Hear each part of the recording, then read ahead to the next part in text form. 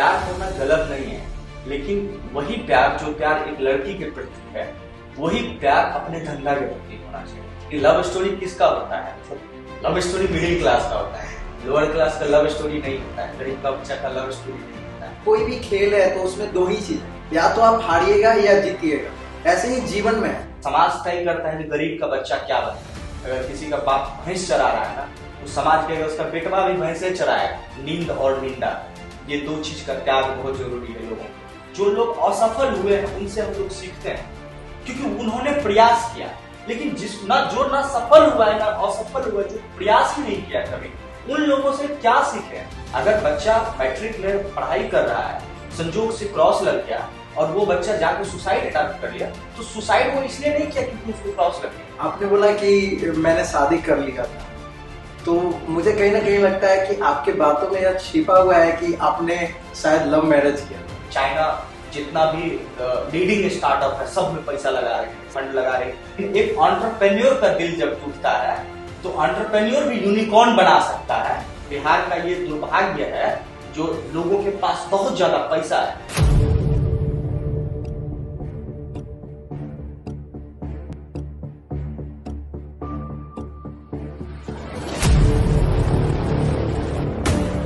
नमस्कार दोस्तों, मेरा नाम है उत्तम प्रकाश और आप देख रहे हैं मेरा YouTube चैनल।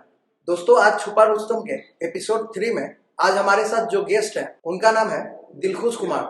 दिलखुश कुमार बिहार के एक छोटे से शहर सहरसा के रहने वाले हैं। तो आज की इस वीडियो में हम जानेंगे कि दिलखुश कुमार कैसे अपना जो स्टार्टिंग कैरियर एक रिक्शा चालक से स्टार्ट किए थे और आज कैसे वह दो कंपनियों के फाउंडर बन चुके हैं। तो आज के इस वीडियो में हम उनकी गलतियों से और उनके अनुभव से बहुत कुछ सीखेंगे। तो चलिए वीडियो को शुरू करते हैं।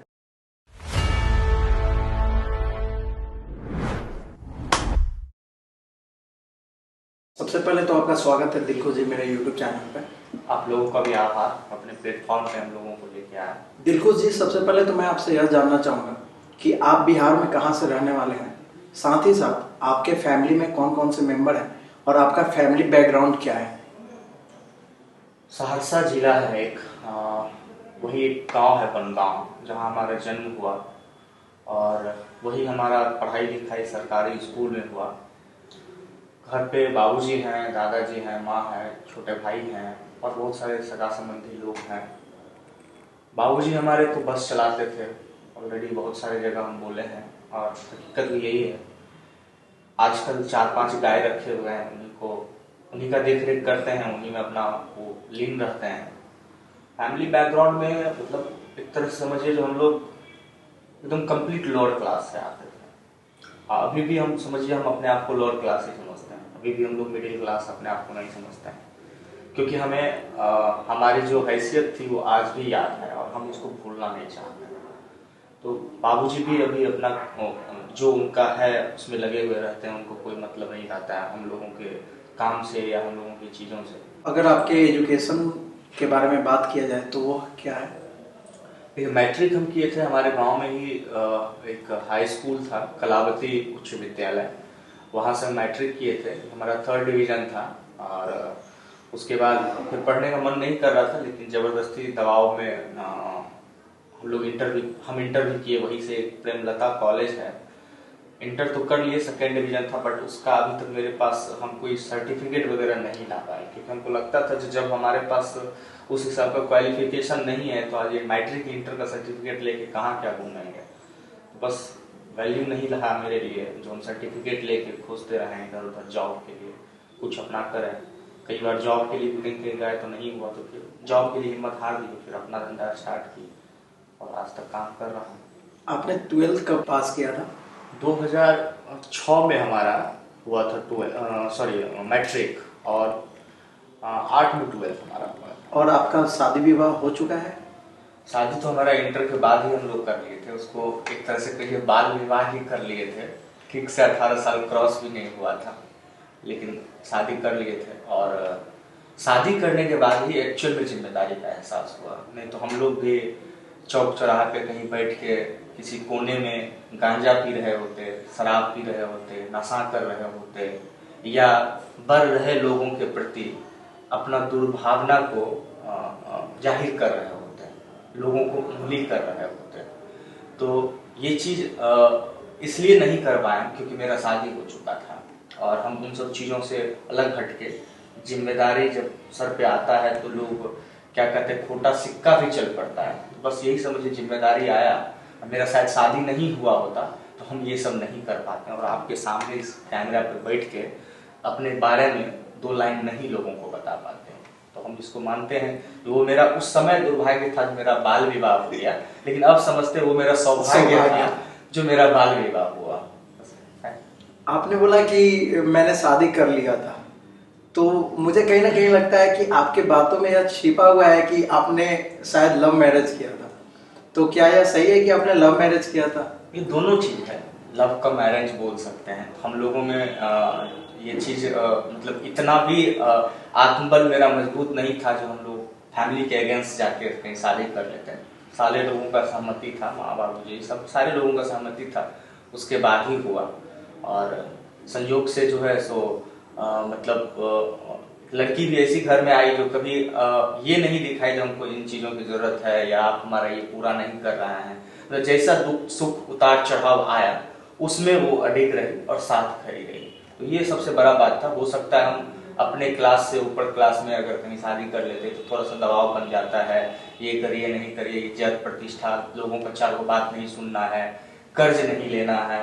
तो जब बेसिकली इन सब चीजों से जब आपको पाबंदी लगाना शुरू हो जाता है तो फिर लोग डरने लगता है। तो ये सब चीज नहीं लगा, उनको कोई मतलब नहीं है क्या लायबिलिटी में है, क्या जोखिम उठा रहे हैं, कितने बार हम असफल हुए हैं, उस सब पे सवाल नहीं करते। क्योंकि जब तक आप असफल नहीं होंगे तब तक सफल आप हो ही नहीं सकते। तो कई बार ऐसा भी हुआ जो प्रयास किए, सफलता नहीं मिली, कई बार हार गए, कई बार लोगों का ताना सुनते थे, कभी लायबिलिटी में आ गए तो लोगों का गाली भी सुनते थे। तो मन में ये चीज हम स्पष्ट धारणा रखे हुए थे, जब मेरे पास कुछ है नहीं तो सिर्फ तो लोगों का सुनेंगे ना। जब हमको दूर तक चलना है तो 2 ही ऑप्शन होता है, या तो आपके पास अगर पूर्वजों का दिया हुआ देन है या बाबूजी का कमाया हुआ धन है तो उस धन को खर्च करके आप इन सब चीजों से बच के आगे बढ़ सकते हैं।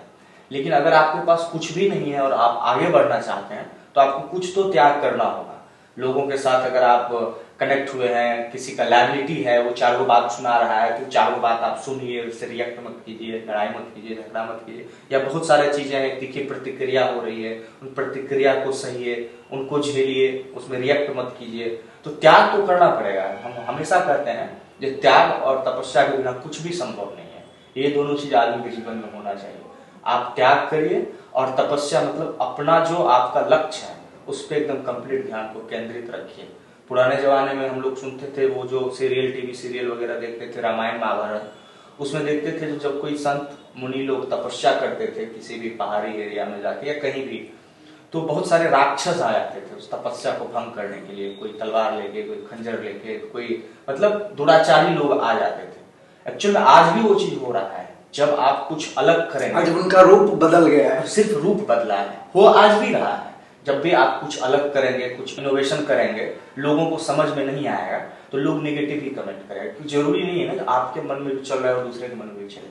आपका जो विजन है वो दूसरे का विजन नहीं हो सकता। आप जो सपना देख रहे हैं उसको दूसरा अपने आंखों से नहीं देख सकता है। ठीक है, तो ये सब चीजें छोटा छोटा चैलेंज, अब इन सब चीजों से हम बहुत ऊपर उठ चुके हैं। अब तो हम ये कहते हैं जो लोग अगर मेरे सामने में भी आके हमको 4 गाली दे देते हम रिएक्ट नहीं करेंगे। हम बोलेंगे हाँ सरकार आप ही धन्य है, हम बस अभी सीख रहे हैं।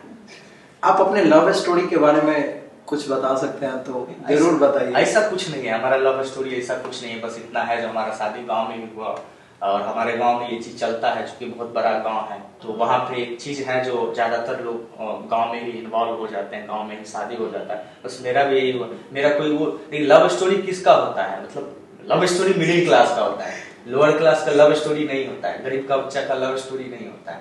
बस ऐसे ठीक है अपनी इच्छाओं को मार के, ठीक है लोग थोड़ा सा कनेक्शन बिल्ड कर लेते हैं, लेकिन वो लव स्टोरी नहीं होता है। लव स्टोरी होता है जो आप अपने बाबूजी का कमाया हुआ पैसा को लड़की के पीछे लगाइए, उस पर खर्च कीजिए, उसको दिखाइए जो हमारा स्टेटस क्या है, वो उसको आज के डेट में लव करते हैं, मतलब उसको आज के डेट में प्रेम करते हैं।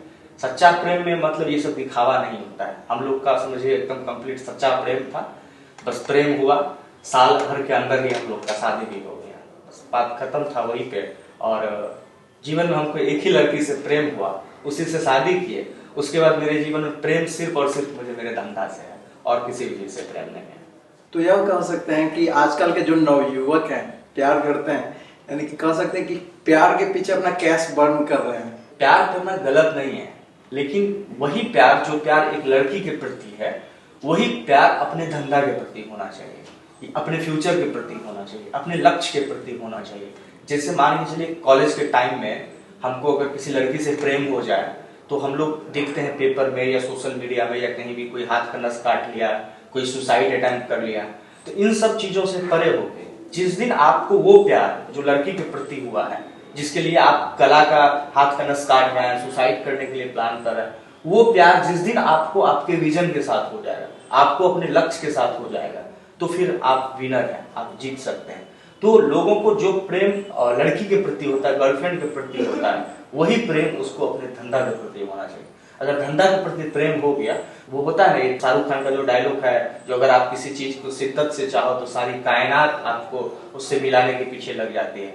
तो एक्चुअली वही धंधा में भी है। अगर आप अपने धंधा को पूरी शिद्दत से चाहते हैं, उसको सींचना चाहते हैं, भले ही राह अलग अलग हो सकता है, आप बार बार राह चेंज कर रहे हो, लेकिन आपका लक्ष्य नहीं चेंज होना चाहिए, आपका गोल नहीं चेंज होना चाहिए।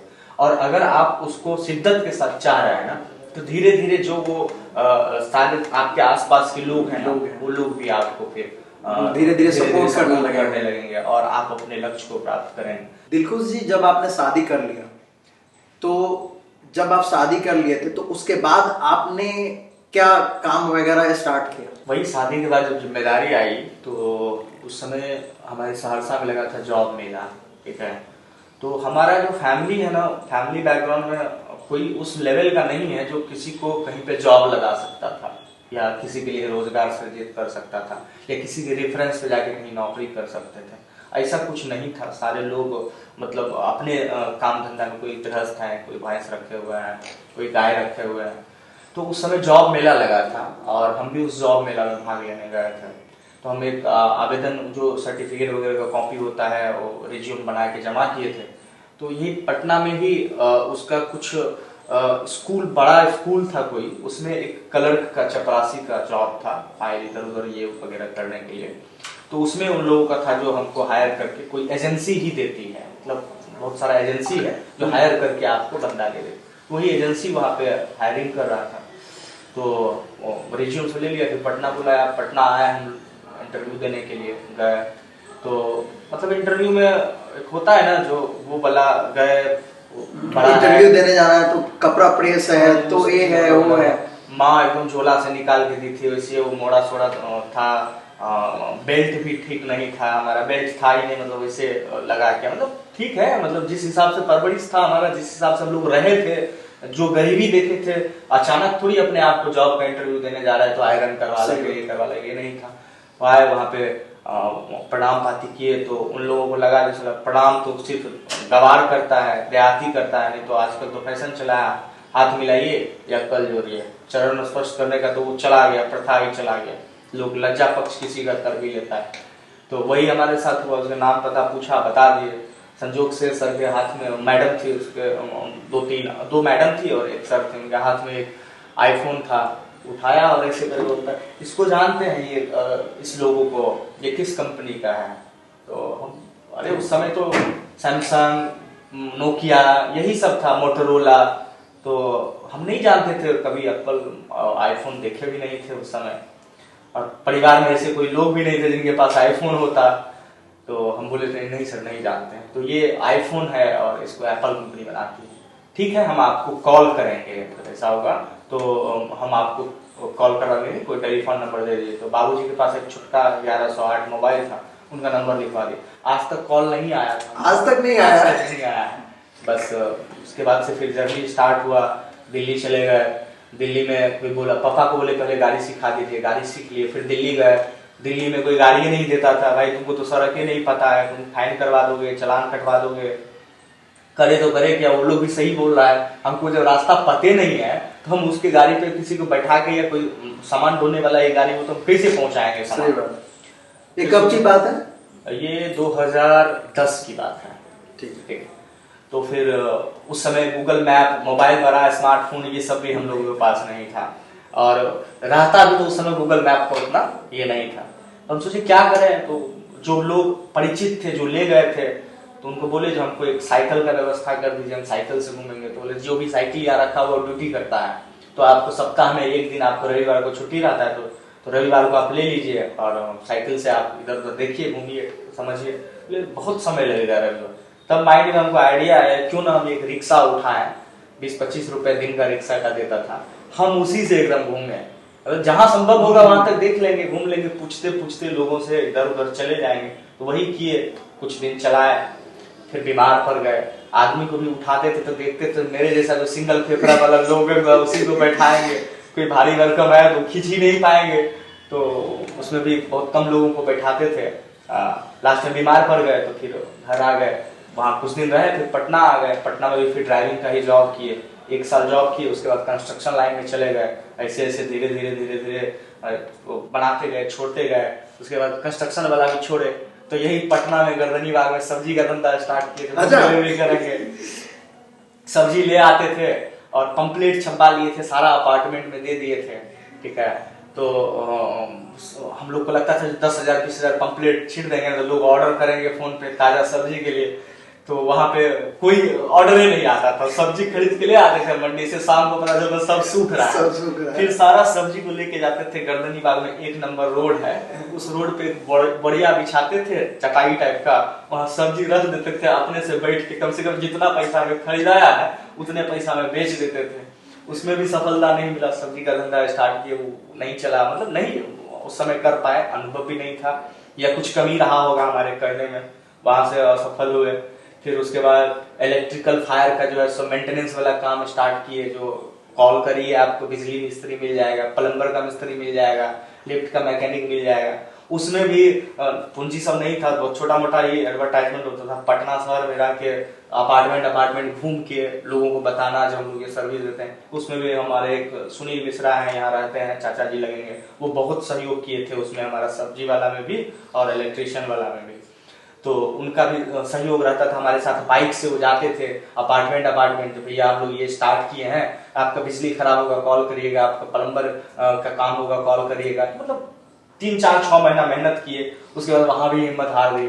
फिर उसके बाद जो है सो फिर गांव चले गए। अच्छा, बार बार आप हर बिजनेस को छोड़ रहे थे, कहीं ना कहीं असफल हो रहे थे अगर बोला जाए तो इस दौरान आपकी पत्नी आपको नहीं बोलती थी कि क्या कर रहे हैं आप, कभी ये कभी वो, आप एक कहीं जॉब कर लीजिए और सेटल हो जाइए हमेशा के लिए? कभी नहीं बोली ये चीज, वो कभी नहीं बोली जो आप ये क्या कर रहे हैं। उनको पता था जो हम जो कुछ कर रहे हैं वो फ्यूचर के लिए ही कर रहे हैं, कुछ बुद्धि लग, क्योंकि पत्नी आपको समझ सकती है, क्योंकि आप उसके साथ ज्यादा समय स्पेंड करते हैं, उनके साथ आप बात करते हैं, तो आप क्या सोच रहे हैं, आपका विजन क्या है, आप कहाँ तक सोच सकते हैं, वो आपकी पत्नी आपको समझ सकती है। तो हमको ये सब चीज कभी नहीं पूछा गया। बहुत बार ऐसा भी हुआ जो 1 भी रुपया पॉकेट में नहीं रहता था, बहुत ज्यादा कर्ज में चले गए थे, किसी का 10,000, किसी का 20,000, किसी का 15,000, किसी का 5,000, टाइम पे नहीं देने पे लोग गाली भी देता था, धमकाता भी था। उन सब चीजों को भी देखा है, उन दिन को भी देखे हैं। इसको फेल्योर हम इसलिए कहते हैं अपने लाइफ में, जो हम जो प्लान बनाए थे हमको ये करना है, उसमें हमको या तो किक नहीं मिल रहा था या हमको मार्केट हमको अडॉप्ट नहीं कर रहा था। मेरे अंदर कुछ कमी रही होगी जिसके लिए मार्केट अडॉप्ट नहीं कर हमको, या हम जिस तरीके से बेचने के लिए जा रहे थे वो तरीका सही नहीं था। तो बहुत सारा चीज था, उस चीज पे फिर हम एनालिसिस किए, फिर सीखे, फिर आर्या को लॉन्च किए। और जब आर्या को लॉन्च किए 2016 में, तो फिर आर्या को आज तो उत्तरी बिहार का एक गर्व वाला ब्रांड है टैक्सी क्षेत्र में, जो सड़क पे लोगों को दिखती है। आर्या गो की शुरुआत कैसे हुई, साथ ही क्या वजह रहा कि आप आर्या गो का शुभारंभ किया? जब पटना में ही थे ना कंस्ट्रक्शन लाइन में, उसी समय हम एक कार खरीद लिए थे। तो जब इन सब धंधा से हमको असफलता मिला, तो मेरे मन में हुआ जो बड़ा जगह है, बड़ा प्लेस है, यहाँ धंधा स्टार्ट करने के लिए बड़ा कैपिटल चाहिए, बड़ा पूंजी चाहिए, लोगों का साथ चाहिए, सपोर्ट चाहिए। तो यहाँ तो हमको कोई जानता नहीं, यहाँ हमको कौन सपोर्ट करेगा, यहाँ हमको कौन हमारा सहयोग करेगा, हम पूंजी कहाँ से जुटाएंगे। हमको लगा क्यों ना हम वापस अपने होम टाउन जाए, वहाँ अपने लोग मिलेंगे, लोगों का सपोर्ट मिलेगा, लोगों का प्यार मिलेगा, और वहीं से स्टार्ट करेंगे। तो 2016 में जब हम आर्या को स्टार्ट किए, तो आर्या को बनाने में बहुत सारा चैलेंज आया। ऐसा नहीं है बहुत आसानी से बन गया, बहुत सारे चैलेंजेस आया, उस चैलेंज को एक्सेप्ट किए, केस मुकदमा में उलझे, केस मुकदमा से बाहर निकले। कई बार लोगों को लगा अब ये खत्म हो चुका है, लेकिन वो कहते हैं ना, जो कुछ सांप ऐसे प्रजाति के होते हैं जिसको आप थपूच भी दीजिएगा गर्दन को तो दोबारा भी वो उठता है। तो बस वही समझ लीजिए, हम एक सांप के तरह ही थे, थपूच दिया गया, फिर दोबारा उठे और उठ के किसी को ये नहीं बोले भाई तुम हमको थूचा का है, तुम हमको मारा का है, तुम हमको पीटा का है, हम मुकदमा में फंस गए, बहुत तरह का चैलेंजेज आया, लेकिन बावजूद इसके किसी के पास सफाई नहीं थी। हम अपने लक्ष्य की तरफ ध्यान को केंद्रित रखे और लास्ट में फाइनली 2020 में हम टीम भी बिल्ड कर लिए। आर्यागो में टीम बिल्ड किए, छोटे छोटे इन्वेस्टर कह लीजिए, इन्वेस्टर ले आया। उसके बाद कंपनी ग्रोइंग पोजीशन में आ गई। फिर कहीं ना कहीं मेरे आत्मा को संतुष्टि नहीं मिल रहा था, लग रहा था नहीं अब हमको और बड़ा करना है, कुछ बड़ा करना है। तो होता है ना, जो आपके मन में आपको कुछ और बड़ा करना है तो आपको कुछ और बड़ा लोग चाहिए, और बड़ा टीम चाहिए, और बड़े अनुभवी लोगों का गाइडलाइन चाहिए।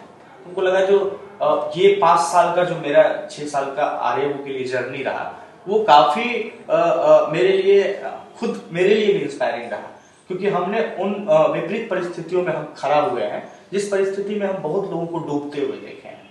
ठीक, तो हमको लगा जब हम ये चीज कर सकते हैं, मेरे पास कुछ भी नहीं था, ना किसी अपनों का अच्छा सपोर्ट था, ना फाइनेंशियल सपोर्ट था, ना मोरल सपोर्ट था, ना वहाँ आसपास के लोग का सपोर्ट था। क्योंकि आसपास में क्या होता है ना, जो अगर आपके ऊपर कभी कोई एलिगेशन लग गया ना तो लोग आपको विलन के रूप में प्रोजेक्ट करने लगते हैं।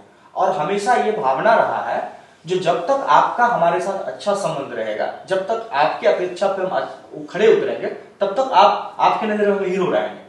लेकिन जिस दिन आपके अपेक्षा पे हम खड़े नहीं उतरे या हमारे ऊपर कुछ उंगली उठ गए तो आप हमको विलन के रूप में प्रोजेक्ट करेंगे। तो ये भावना होती है, ये एक ह्यूमन नेचर होता है।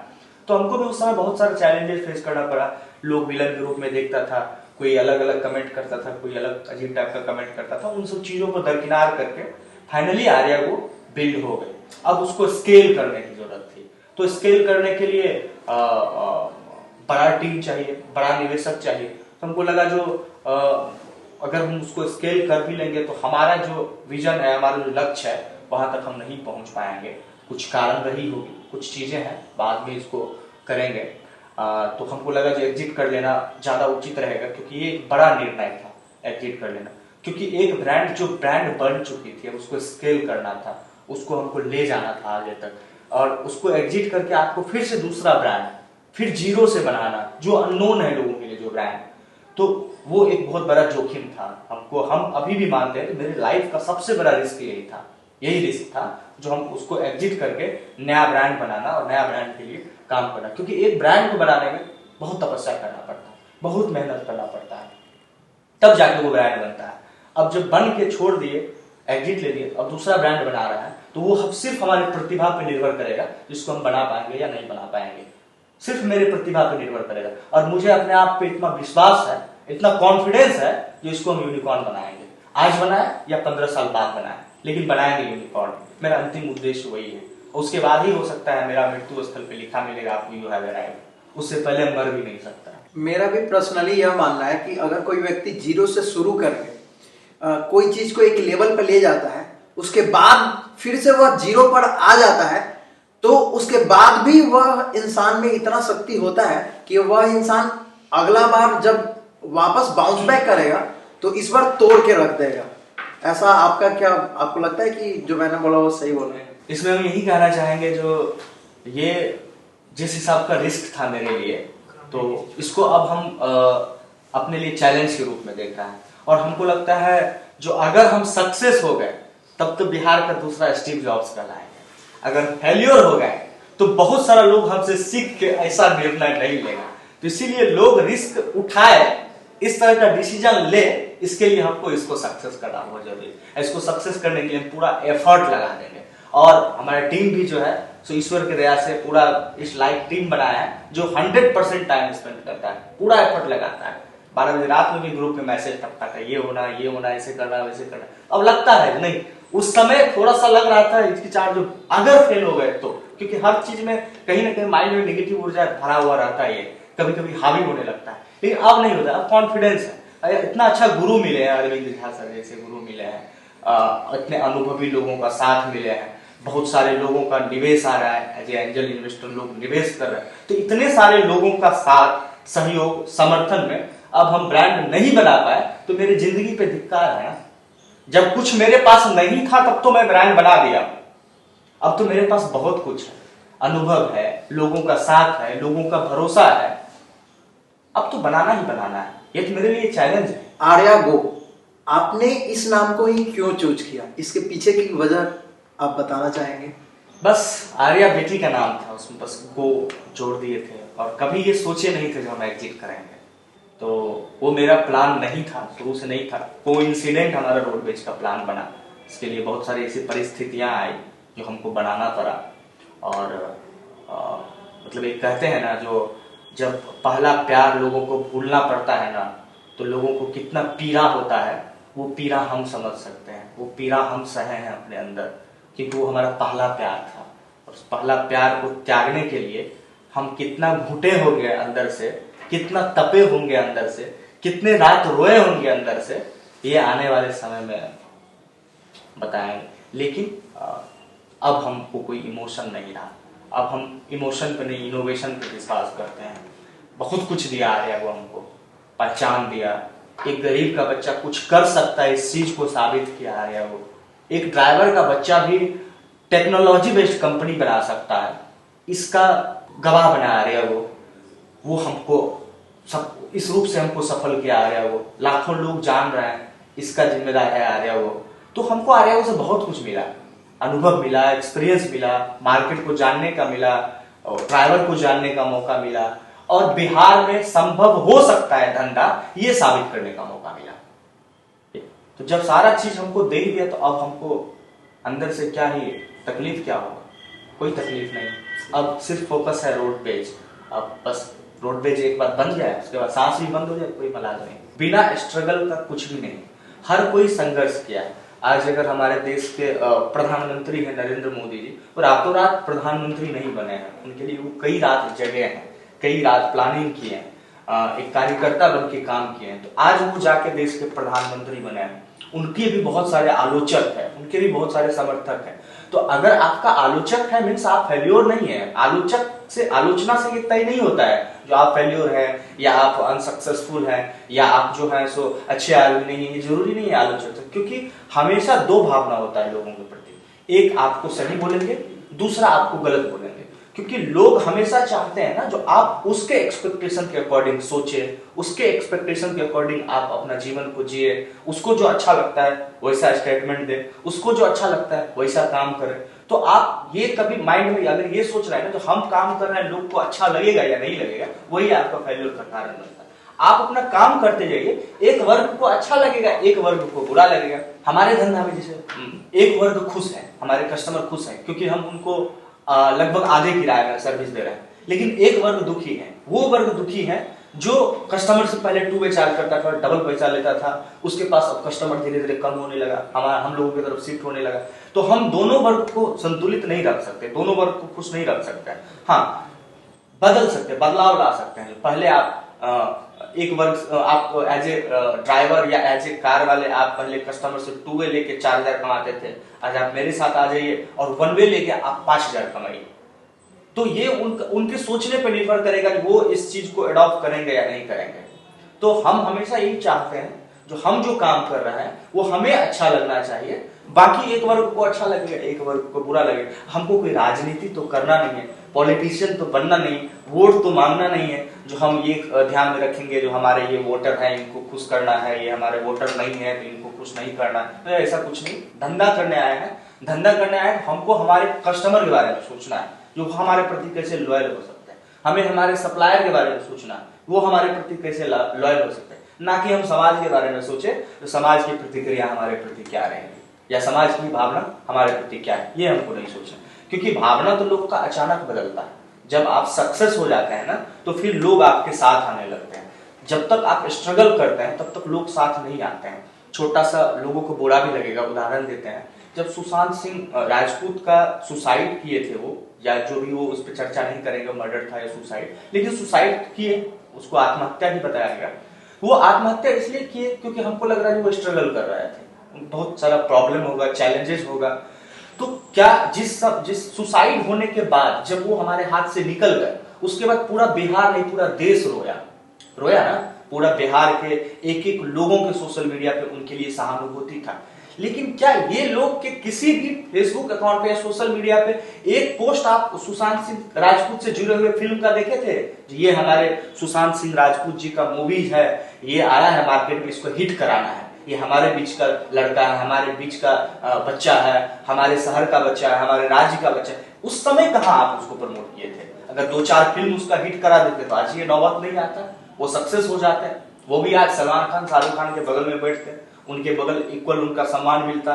लेकिन उस समय हम नहीं किए, जब उनका स्ट्रगल फेज था उस समय हम लोग नहीं चाहे, हम उसको प्रमोट नहीं किए। लेकिन जब वो मेरे हाथ से निकल गया तो सहानुभूति दिखाने के लिए आ गए, लाखों लोगों पे, हजारों लोगों पे उंगली उठाने के लिए आ गए। नहीं, इसका जिम्मेदार कोई नहीं है, जिम्मेदार हम लोग हैं, जिम्मेदार पब्लिक है, क्योंकि पब्लिक को सिर्फ सफल लोगों को ही सपोर्ट करना है। अगर बच्चा मैट्रिक में पढ़ाई कर रहा है, संजोग से क्रॉस लग गया और वो बच्चा जाकर सुसाइड अटेम्प्ट कर लिया, तो सुसाइड वो इसलिए नहीं किया क्योंकि उसको क्रॉस लग गया, सुसाइड इसलिए किया कि समाज हमारे माए बाप को जीने नहीं देगा, ताना देगा, समाज बोलेगा बाप माई का पूरा जीवन भर का पैसा जो कमाया हुआ था ये शिक्षा पे खर्च कर दिया, और अंत में पहले ये लड़का लफंगा था, लड़का नशेड़ी था, लड़का पढ़ाई नहीं करता था, लड़की बात, मतलब अलग अलग टाइप के कमेंट से बचने के लिए वो जाकर सुसाइड अटेम्प्ट करता। एक्चुअल हकीकत यही है। तो उसको माए बाप से क्या डर होगा? ज्यादा से ज्यादा हाँ पापा फिर अगले बार ट्राई करेंगे, दूसरी बार ट्राई करेंगे। पिताजी भी कभी कभार, माता पिता भी जो है लोगों के बात में फ्रस्ट्रेट हो जाते हैं, वो भी बच्चे को डांट देते हैं, इस डांट से भी बच्चा लोग जैसे घबरा जाता है। तो कहीं ना कहीं इसमें रोल हम मानते हैं आसपास के लोगों का। आपके आसपास में जो लोग हैं, लोग को, हम किसी को भी डर उसी से लगता है, वो क्या कमेंट करेंगे, उस पे लोग तय करते हैं जब ये काम करे या नहीं करे। हमारा मानना है हमको जो अच्छा लगेगा हम वही करेंगे, बाकी लोग क्या कहेंगे हमको कोई परवाह नहीं। लोग क्या कहेंगे, लोगों का तो काम ही है कहना। वो क्या, उनके पास समय है वो कहेंगे। जो लोग के पास काम है, जिनके पास ऑलरेडी उनका विजन है, जो किसी विजन पे काम कर रहे हैं, कहीं इंगेज है, उनके पास टाइम ही नहीं है वो आपके बारे में 2 लाइन सोचे, अच्छा या बुरा, क्योंकि उनको फुर्सत ही नहीं है। वो अपने जीवन के बारे में सोच रहे हैं, बाल बच्चा मेरा कहाँ पर रहेंगे, बाल बच्चा को अच्छा एजुकेशन कैसे मिलेगा, घर कैसे बनाएंगे, गाड़ी कैसे खरीदेंगे, मतलब वो अपना प्लानिंग कर रहे हैं, अपने लाइफ का प्लानिंग कर रहे हैं। तो उसके पास टाइम नहीं है जो आपसे, आपके बारे में सोचेंगे, आप क्या कर रहे हैं, आपका चरित्र कैसा है, उसको उससे कोई मतलब नहीं। लेकिन जिनके पास काम नहीं है, कुछ तो काम होना चाहिए ना, तो वो आपके बारे में सोचेंगे। जो लोग असफल हुए हैं उनसे हम लोग सीखते हैं, क्योंकि उन्होंने प्रयास किया। लेकिन जो ना सफल हुआ है ना असफल हुआ है, जो प्रयास ही नहीं किया कभी, उन लोगों से क्या सीखे हैं, उनके पास क्या एक्सपीरियंस है। हम लोग आज भी देखते हैं, जब हम लोग अपने गांव जाते हैं, सहरसा वगैरह जाते हैं, तो गांव वगैरह के कल्चर में आज भी है जो बहुत सारे लोग, बहुत सारे युवा आपको चौराहा पे बैठे हुए मिल जाएंगे। कोई ताश खेल रहा है, कोई जो है सो गांजा का गुल बना रहा है, सुट्टा बना रहा है, एक्चुअल हकीकत ग्राउंड जीरो का हकीकत बना रहा है। और उन लोगों के पास अगर 10 मिनट बैठ जाइएगा तो वो आपको ज्ञान देगा जो देश का अर्थव्यवस्था कैसे ठीक होगा, वो आपको ज्ञान देगा जो ये आदमी जो जीवन में कर रहा है ये गलती कहां कर रहा है। भाई तुम अपने लिए ट्राई करो ना, तुम अपने घर का जो अर्थव्यवस्था है उसको ठीक करो। तुम पहले, अगर तुम अपना अर्थव्यवस्था ठीक करने में सफल हो गए, तब तुम दूसरे को ज्ञान दो तुम्हारे घर की अर्थव्यवस्था कैसे ठीक होगी, तो लोग आपका ज्ञान सुनेगा भी और लोग आपको समझेगा। अभी क्या समझेगा, तो बहुत सारी चीजें हैं, उसको दरकिनार करके लोगों को बढ़ना पड़ता है। तो बस वही हम जो स्टॉक पे भी हम बोले थे, नींद और निंदा, ये 2 चीज का त्याग बहुत जरूरी है लोगों के लिए। नींद मीन्स ये नहीं हम कहते आप सोइए ही मत, आप सोइए, खूब सोइए, लेकिन आप ये समझिए जो आपके पास अगर काम पड़ा हुआ है पहले वो खत्म होना चाहिए, तभी मुझे नींद आ सकती है। और निंदा, अगर हम काम कर रहे हैं, मेरे कान में बहुत तरह का बात आएगा, फलनमा ये बोला, चिलनमा वो बोला, मार्केट में ये चल रहा है, मार्केट काम है, मार्केट का चल रहा है, आप अपना काम करते रहिए। आपको आप अगर उधर ध्यान दिए तो आपका ध्यान केंद्रित हो गया। फिर वो क्या कहते हैं गांव वाला भाषा में, रानी बेटखो की सब नहीं कहते हैं गांव सबकी भाषा में, उसमें तो उलझे हुए रहिए। आप उसको गाली दीजिए, वो उसको गाली देगा। असफलता का ये भी एक कारण है, तो आप अपना लक्ष्य ध्यान को केंद्रित करके आप किसी और चीज पे फोकस करने लगते हैं अपने आप को। तो हम लोग इन सब चीजों से हम लोग को कोई मलाल नहीं, भगवान की दया से अच्छा टीम बन गया है, सारे लोग विजनरी हैं, जो लोग जुड़े हैं, जो कनेक्ट हुए हैं, जो हमारे मेंटर हैं, वो लोग भी विजनरी हैं। तो हम लोग सिर्फ अपने टारगेट पे फोकस करते हैं, बाकी क्या हो रहा है दुनिया में कोई मतलब नहीं, क्योंकि दुनिया में छोटा सा उदाहरण अभी हम देते हैं आपको। हमारे जो बिहार में अभी वर्तमान में सरकार चल रही है वो आरजेडी और जेडीयू की चल रही है। मुख्यमंत्री नीतीश कुमार है, पिछले 15-20 साल से हम लोग देख रहे हैं। तो आज हम लोग देखते हैं जो कल तक मुख्यमंत्री का बड़ाई करता था सोशल मीडिया पे, आज वो आलोचना करता है केवल इसलिए क्योंकि उन्होंने उनके अगेंस्ट में जाके या उनके भावनाओं को आहत पहुंचा के वो दूसरे के साथ गठबंधन करके सरकार बना रहे हैं। तो लोगों का परसेप्शन हमेशा चेंज होता है। वो आप उसका जो परसेप्शन है उसके हिसाब से आप काम करिएगा तो फिर तब तो वो मुख्यमंत्री नहीं रहते, तब तो जैसे अपना बना हुआ था वैसे। मतलब पॉलिटिकल हम कमेंट नहीं कर रहे हैं, लेकिन एक हम एग्जाम्पल आपको दे रहे हैं जो फैन फॉलोइंग जो होता है लोगों का फॉलो, जैसे महेंद्र सिंह धोनी इतना वर्ल्ड कप लाके दिए हम लोगों को, इतना सारा क्रिकेट में हम लोगों को जीत निकाल के दिए, लेकिन एक बार वो हारे किसी मैच में तो याद होगा उनके घर पे पत्थर चला था। क्यों? आप कौन होते हैं पत्थर मारने वाला? वो कोशिश किया, अब हार गए, तो उसमें पत्थर मारने की क्या जरूरत है? कौन लोग मारा? आसपास के लोग मारा, हम मारे जाके, आप मारे जाके, पब्लिक मारा जाके। तो आप हमेशा जो लोगों से यही एक्सपेक्टेशन करेंगे वो हमारे अनुकूल सिक्स लगाते जा हर बैट में, ये संभव नहीं है, प्रैक्टिकली ये संभव नहीं। देखिए कोई भी खेल है तो उसमें दो ही चीज है, या तो आप हारिएगा या जीतिएगा। ऐसे ही जीवन में मान लीजिए कि मुझे यहाँ से दिल्ली जाना है, ठीक है, दो बंदे हैं, हम हैं और एक दिलखुश जी है। अब हम लोग सोच रहे हैं कि दिल्ली जाना है। अब दिलखुश जी सोचे ही नहीं, दिलखुश जी पटना स्टेशन पे भी चले गए और वहां से टिकट कटा करके बिना यह सोचे हुए कि दिल्ली में हमको कैसे रहना है, क्या रहना है, इनका सिर्फ एक ही पॉइंट है कि हमको भाई दिल्ली एनी हाउ पहुंचना है। और एक मैं हूं कि सोच रहा हूं दिल्ली जाऊंगा, क्या करूंगा क्या नहीं करूंगा। तो दिलखुश जी जब निकल रहे हैं यहाँ से तो 50% तो एटलीस्ट चांस है कि वो दिल्ली पहुंचेंगे। हो सकता है कि रास्ते में कुछ भी हो जाए, मतलब ट्रेन रुक जाए या और भी बहुत सारी चीजों कोई न्यूज आ जाए, लेकिन मैं सिर्फ सोच रहा हूं कि मैं दिल्ली जाता तो मैं तो नहीं पहुंच पाऊंगा। तो मेरा भी यही मानना है कि जो लोग सिर्फ सोचते हैं उनका कभी कुछ नहीं होने वाला है, बल्कि जो सोचने के साथ साथ काम भी करते हैं वही आगे चल करके लाइफ में कुछ कर पाएंगे। अब ये अलग चीज है कि वह सक्सेसफुल होंगे या सक्सेसफुल नहीं होंगे, वह तो समय ही डिसाइड करता है। हिरन को जीने के लिए भागना पड़ता है, नहीं भागेगा तो शेर उसको खा जाएगा, और शेर को खाने के लिए भागना पड़ता है। अगर नहीं दौड़ेगा, नहीं हिरन को पकड़ेगा तो वो भूखे मर जाएगा। तो 70% 75% केस में शेर जब अटैक करता है हिरन पे तो वो असफल हो जाता है, क्योंकि हिरन पूरा एफर्ट लगा के भाग जाता है। तो मीन 70% केस में हिरन जीतता है और शेर हारता है। फिर भी शेर ट्राई करता है और 25% केस में उसको जीत मिलता है। अब अगर वो 70% हार के डर से वो ट्राई ही नहीं किया है तो वो तो भूखे मर जाएगा। और वो जो हिरन है वो भागे ही नहीं, उसको पता है नहीं 25% चांस है जो हम मर जाएंगे, 70% चांस है हम भागेंगे, तो वो 70% चांस को देख के वो भागता है। तो भागना सबको है। अगर आप भाग नहीं रहे हैं तो या तो आपको अगला कोई खा जाएगा या आपका शिकार आपके हाथ से निकल जाएगा। तो भागना तो है, यहाँ लोग भागना नहीं चाहता है फेल्योर के डर से। फेल्योर कुछ भी नहीं, क्या लेके आए थे? कुछ भी नहीं लेके आए, ना कुछ लेके जाएंगे। तो आप कभी भी मर सकते हैं। आप चल रहे हैं रास्ता में, हो सकता है हार्ट अटैक आए, आप मर जाए। तो मरना सत्य है, मृत्यु सत्य है। तो जितना दिन का जिंदगी है हम अपने अनुसार से जिएंगे ना, हम आपके अनुसार से क्यों जिए? हमारी जिंदगी, हमको जो मर्जी होगा हम जिंदगी में वो करेंगे। हमको अगर अभी हम रिस्क उठा रहे हैं, हमारी जिंदगी हम रिस्क उठाएंगे। हमको जितना बार ट्राई असफल होंगे उतनी बार हम फिर से ट्राई करेंगे, कहीं एक बार सफलता मिल जाए। अंतिम तो पता ही है जो मरना है। दो सपना है मेरे जीवन का। पहला सपना है जो पहले, ये सपना का कारण बता देते हैं ना, हमारे समाज में सफलता का परिभाषा क्या है? आपके पास सरकारी नौकरी हो, गांव में एक अच्छा सा मकान हो, साल में एक अच्छा सा भोज आप दे दीजिए, आप समाज की नजर में सक्सेस हो गए, सफल हो गए।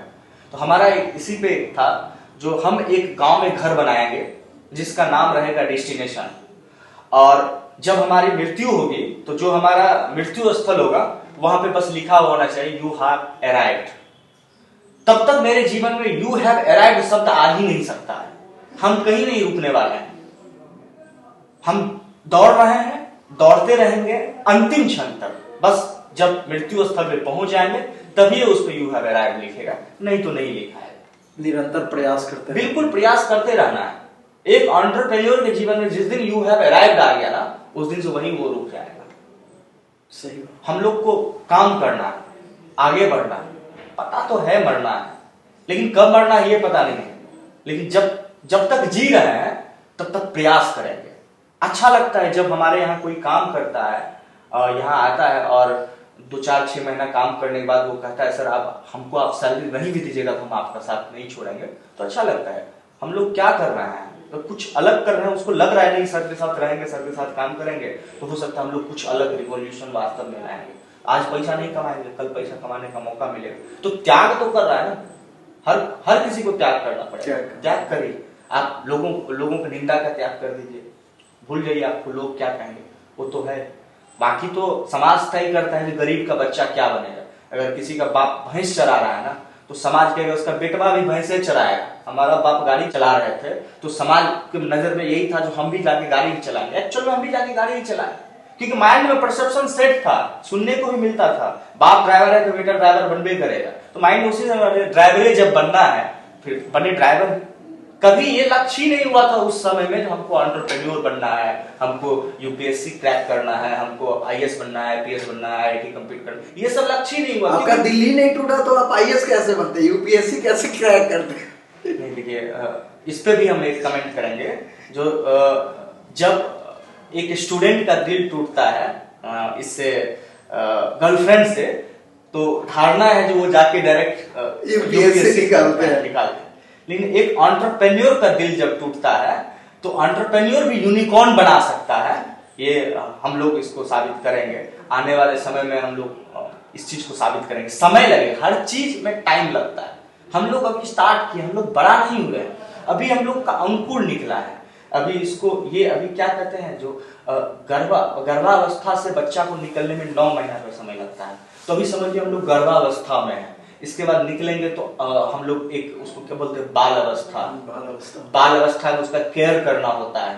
फिर वो युवा अवस्था में जाता है और बाप को कमा के खिलाता है। तो एक्चुअली मेरा कंपनी भी, हमारा जो हम लोग जो बिल्ड कर रहे हैं, जो बना रहे हैं, अभी तो ये पैदा भी नहीं हुआ है ठीक से। ये पैदा होगा, फिर इसका पालन पोषण करेंगे सारे लोग मिल के, टीम के एक एक मेंबर मिल के, एक एक एम्प्लॉय अपना बेस्ट देंगे, तब जाके ये युवा अवस्था में जाएगा और जितने भी लोग इससे कनेक्ट है सारे लोगों को लाभान्वित करेंगे। तो इसमें टाइम गैप होता है, टाइम लगता है। बिहार का ये दुर्भाग्य है जो लोगों के पास बहुत ज्यादा पैसा है, बावजूद इसके किसी स्टार्टअप के साथ नहीं आता है। अगर आता भी है स्टार्टअप के साथ, एंजल इन्वेस्टमेंट करता है या निवेश करने के लिए, तो माइंड में ये धारणा लेके आता है जो हम अगर 10 लाख रुपया 20 लाख रुपया लगा दिए तो हम इसका मालिक हो गए, हम इसका पार्टनर हो गए।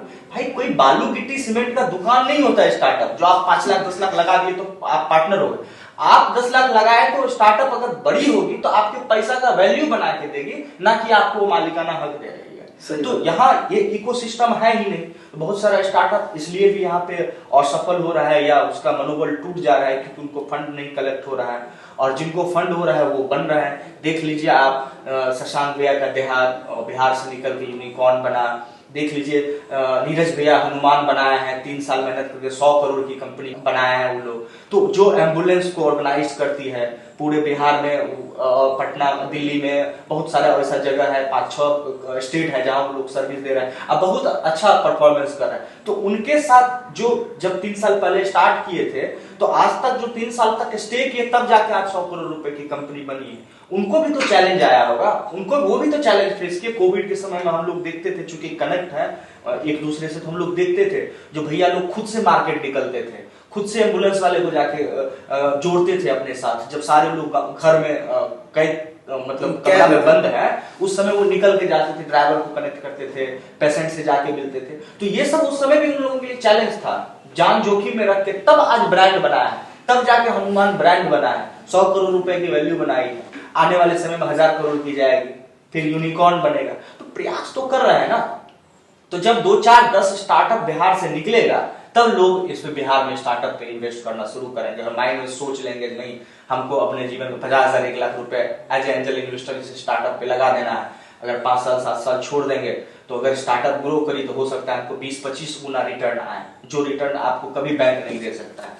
10 जगह लगाएंगे, 5 जगह खराब भी हो गया, कंपनी डाउन फ्लो भी चल गई, तो 5 जगह से हमको इतना प्रॉफिट आ जाएगा जो हमारा 5 जगह का भरपाई हो जाएगा। तो जोखिम उठाना लोग अब शुरू करेंगे, अभी तक नहीं है। अभी अगर आपके पास 5 करोड़ रुपया है ना, तो आपके मन में कोई बिजनेस प्लान आएगा तो बोलेंगे जाते हैं मारुति वाला का शोरूम ले लेंगे, हीरो होंडा का शोरूम ले लेंगे, KFC का ये ले लेंगे, डोमिनोज का दुकान खोल लेंगे, तो ये कर लेंगे, अपना ब्रांड बिल्ड करें, इसके लिए लोग जोखिम नहीं उठाते हैं। जब तक अपना ब्रांड आप नहीं बिल्ड करेंगे, जब तक आप अपने ब्रांड के लिए काम नहीं करेंगे, तब तक आप, ठीक है, आप व्यापारी हैं, आप पैसा से पैसा बना रहे हैं, आप एंटरप्रेन्योर नहीं बन सकते हैं। लेकिन एंटरप्रेन्योर अब लोगों को बनना पड़ेगा, अब लोगों को अपना ब्रांड बनाना पड़ेगा। हम लोग बहुत बड़ा उपभोक्ता मार्केट है, जो कंपनियां हैं चाइना का, जापान का वगैरह वगैरह का, वो लोग हमारे मार्केट से समझिए जो उसका पेट चलता है। तो क्यों नहीं हम अपने मार्केट में अपना प्रोडक्ट बना के सेल करें, अपना सर्विस सेल करें। अभी खेला हो रहा है, जो चाइना जितना भी लीडिंग स्टार्टअप है सब में पैसा लगा रहे हैं, फंड लगा रहे हैं। तो क्या लगता है, वो जो पैसा लगा रहा है वो बेवकूफी थोड़ी कर रहा है, वो यहाँ अपना धंधा नहीं बना के आपका बना हुआ धंधा को खरीद रहा है, उसमें अपना वो हिस्सेदारी ले रहा है, उससे वो प्रॉफिट कमा के जाएगा। उसके लिए भी एक तरह से वो समझिए जो इकोनॉमिकल गेम खेल रहा है हम लोगों के साथ। तो हमारे पास भी पैसा है ना, हम लोग भी जोखिम उठाए, हम लोग ही फंड कलेक्ट कर करके स्टार्टअप को दे, ताकि दूसरे देश का निवेशक आके मतलब हमारे स्टार्टअप में, हमारे कंट्री के स्टार्टअप में या हमारे यहाँ से कैपिटल लेके ना चला जाए। तो जोखिम तो उठाना पड़ेगा, बदलेगा, धीरे धीरे बदलेगा। अगला 10 साल हमारा ही है, हम लोगों का ही है, अगला 10 साल भारत का है। आपको बिहार में बिजनेस करने में किन किन परेशानियों को सामना करना पड़ा है? ऐसा कुछ भी परेशानी स्पेसिफाई नहीं है जो बिहार में है, इसीलिए हो रहा। थोड़ा थोड़ा परेशानी ज्यादा होता है, जैसे ह्यूमन रिसोर्स को लेके, या लोग यहाँ पे जो एफर्ट बाहर में जाके लगाता है वो अपने घर में रह के किसी आसपास की कंपनी के साथ नहीं लगाता है। इन सब चीज़ों की कमी है। बाकी कुछ भी हमको ऐसा नहीं लगा जो बिहार में ये नहीं होना चाहिए, बिहार में ऐसे नहीं होना चाहिए, ऐसे होना चाहिए। अगर समस्या आप गिनाइएगा तो आप समाधान कैसे, समाधान के पीछे आप भागिए ना, आप समस्या मत गिनाइए। आपको जो समस्या दिखा है, मेरा मानना है हम उसका सॉल्यूशन निकालें, वरना वो नहीं गिनाना है हमको ये समस्या है, इससे ऐसे ऐसे दिक्कत आता है। नहीं, हर जगह समस्या आता है। घर में भी आप रह रहे हैं तो वहाँ भी समस्या आता है, वहाँ भी फैमिली का प्रॉब्लम आता है, भाई भाई में भी झगड़ा होता है, समस्या तो हर जगह है। उसी समस्या को सॉल्व करके आप कैसे, हमारा सीधा सा, हमारा शुरू से ये चीज भावना रहा है, हम कभी समस्या के पीछे नहीं भागे, समाधान के पीछे भागे। उतना हम टाइम स्पेंड नहीं करेंगे, वो बीत गया। आने वाले कल को कैसे बेहतर करना है, आने वाले कल में वो गलती नहीं दोहराया जाए, आने वाले समय वो मिस्टेक नहीं हो, इस पे काम करते हैं। ना कि जो हो गया उस पर अफसोस करके ऐसे नहीं होना चाहिए, ऐसे होना चाहिए, ऐसे नहीं, ऐसे होना चाहिए। इन सब चीजों पर हम नहीं फोकस करते हैं। दिलखुश जी, कभी आपके साथ ऐसा हुआ है कि आप बिहार के बाहर किसी इन्वेस्टर के पास गए हैं और वह जब उनको यह पता चला कि आप बिहारी हैं और आप बिहार में ही अपना स्टार्टअप चला रहे हैं, तो वो डिनाई कर दिए? अभी हम बाहर कहीं के इन्वेस्टर के पास नहीं गए हुए थे जो हमको डिनाई कर रहे हैं। हम रोडवेज स्टार्ट करने से पहले हम अरविंद झा सर से मिले थे। अरविंद झा सर IIT खड़गपुर से पास आउट है, अभी न्यूजेन सॉफ्टवेयर में वाइस प्रेसिडेंट है, एडोब के साथ काम किए, लावा मोबाइल के साथ काम किए, अच्छा खासा उनका एक्सपीरियंस है। तो हम अपने जीवन में एक गुरु मान लिए उनको। आपके पास गुरु और ज्ञान ये दोनों होना चाहिए सफल होने के लिए। ज्ञान भी होना चाहिए और एक गुरु होना चाहिए जो आपको सही दिशा दिखाए, आपका मार्गदर्शक बने। तो हम उनको हम उनको अपना गुरु बना लिए जीवन का, और उनके पास बैठ के हम अपना जो बिजनेस मॉडल जब हम समझाएं तो वो हमारे गुरु भी बन गए और हमारे कंपनी में इन्वेस्ट भी किए। हमारे समझिए जो वरदान है रोडवेज के लिए ऐसे लोग। लेकिन जब बाहर के कोई एंजल इन्वेस्टमेंट का जो प्लेटफॉर्म है, जो इन्वेस्टमेंट करते हैं, उन लोगों के पास जब बहुत सारा स्टार्टअप बिहार का गया, हम लोग भी एक आध दो जगह ट्राई किए थे जो कुछ बड़ा फंड हम लोग रेज करें, तो बिजनेस मॉडल पसंद आने के बावजूद भी लोग इंटरेस्टेड नहीं रहते हैं जो बिहार में जाके इन्वेस्ट करें। लोग कहते हैं जो आपका मॉडल अच्छा है, आप बिहार से बाहर झारखंड में निकल जाइए या उत्तर प्रदेश में आ जाइए, हम आपको अच्छा खासा इन्वेस्टमेंट ला देंगे। तो ये सब चीज जो है सो वास्तव में दिक्कत आ रही है। बिहार में इन्वेस्ट करने के लिए बिहार के लोगों को ही पहले आगे बढ़ के आना होगा। और जैसे मिथिला एंजल नेटवर्क कर रही, बहुत अच्छा परफॉर्म कर रही, फाउंडर उनका अरविंद सर ही है। वो बिहार के स्टार्टअप को खोज के निकाल रहे हैं जो अच्छा परफॉर्म कर रहे हैं, जिनमें पोटेंशियल है, जो एक्सपेंड हो सकता है, पैन इंडिया लेवल पे जा सकता है या ग्लोबली ले जा सकता है। इस स्टार्टअप को ढूंढ रहा है और उनके लिए फंड इकट्ठा कर रहा है। तो अब बदल रहा है और लोग का रुचि बढ़ रहा है। लेकिन बाहर जो लोग बैठे हुए हैं उनको बिहार के प्रति अभी वो रुचि नहीं आया है जो अब आ जाना चाहिए था। क्योंकि अगर बिहार में कुछ नहीं है, इसीलिए यहाँ अवसर है करने का। अगर रहता तो फिर अवसर नहीं रहता, फिर कंपटीशन रहता। अभी एक गाना आजकल खूब चल रहा है, ठोक देंगे कट्टा कपार में, आइए ना हमारा बिहार में। तो आपको क्या लगता है कि यह सही है? आज भी लोग ऐसे नजरिए से ही बिहार को देखते हैं? लोग देखते नहीं है, हम लोग दिखाते हैं। लोग कहे बिहार आ गया, यहाँ रह के कोई गया है? नहीं गया। मतलब बाहर में अगर कोई आपको ले लीजिए अलग स्टेट, जय राजस्थान ले लीजिए, पंजाब ले लीजिए, या मुंबई ले लीजिए, दिल्ली ले लीजिए, वहां के लोग अगर बिहार को गलत भावना से देखते हैं तो वो आके यहाँ नहीं देखे हैं, हम लोग जाके दिखाए हैं। हम लोग दिखाते हैं ये हो गया बिहार में, वो हो गया बिहार में, ये नहीं है बिहार में, वो हर जगह थोड़ा बहुत ऊपर नीचे होता है। हम लोग हार्ड वर्किंग है, कहीं से छुपा हुआ नहीं।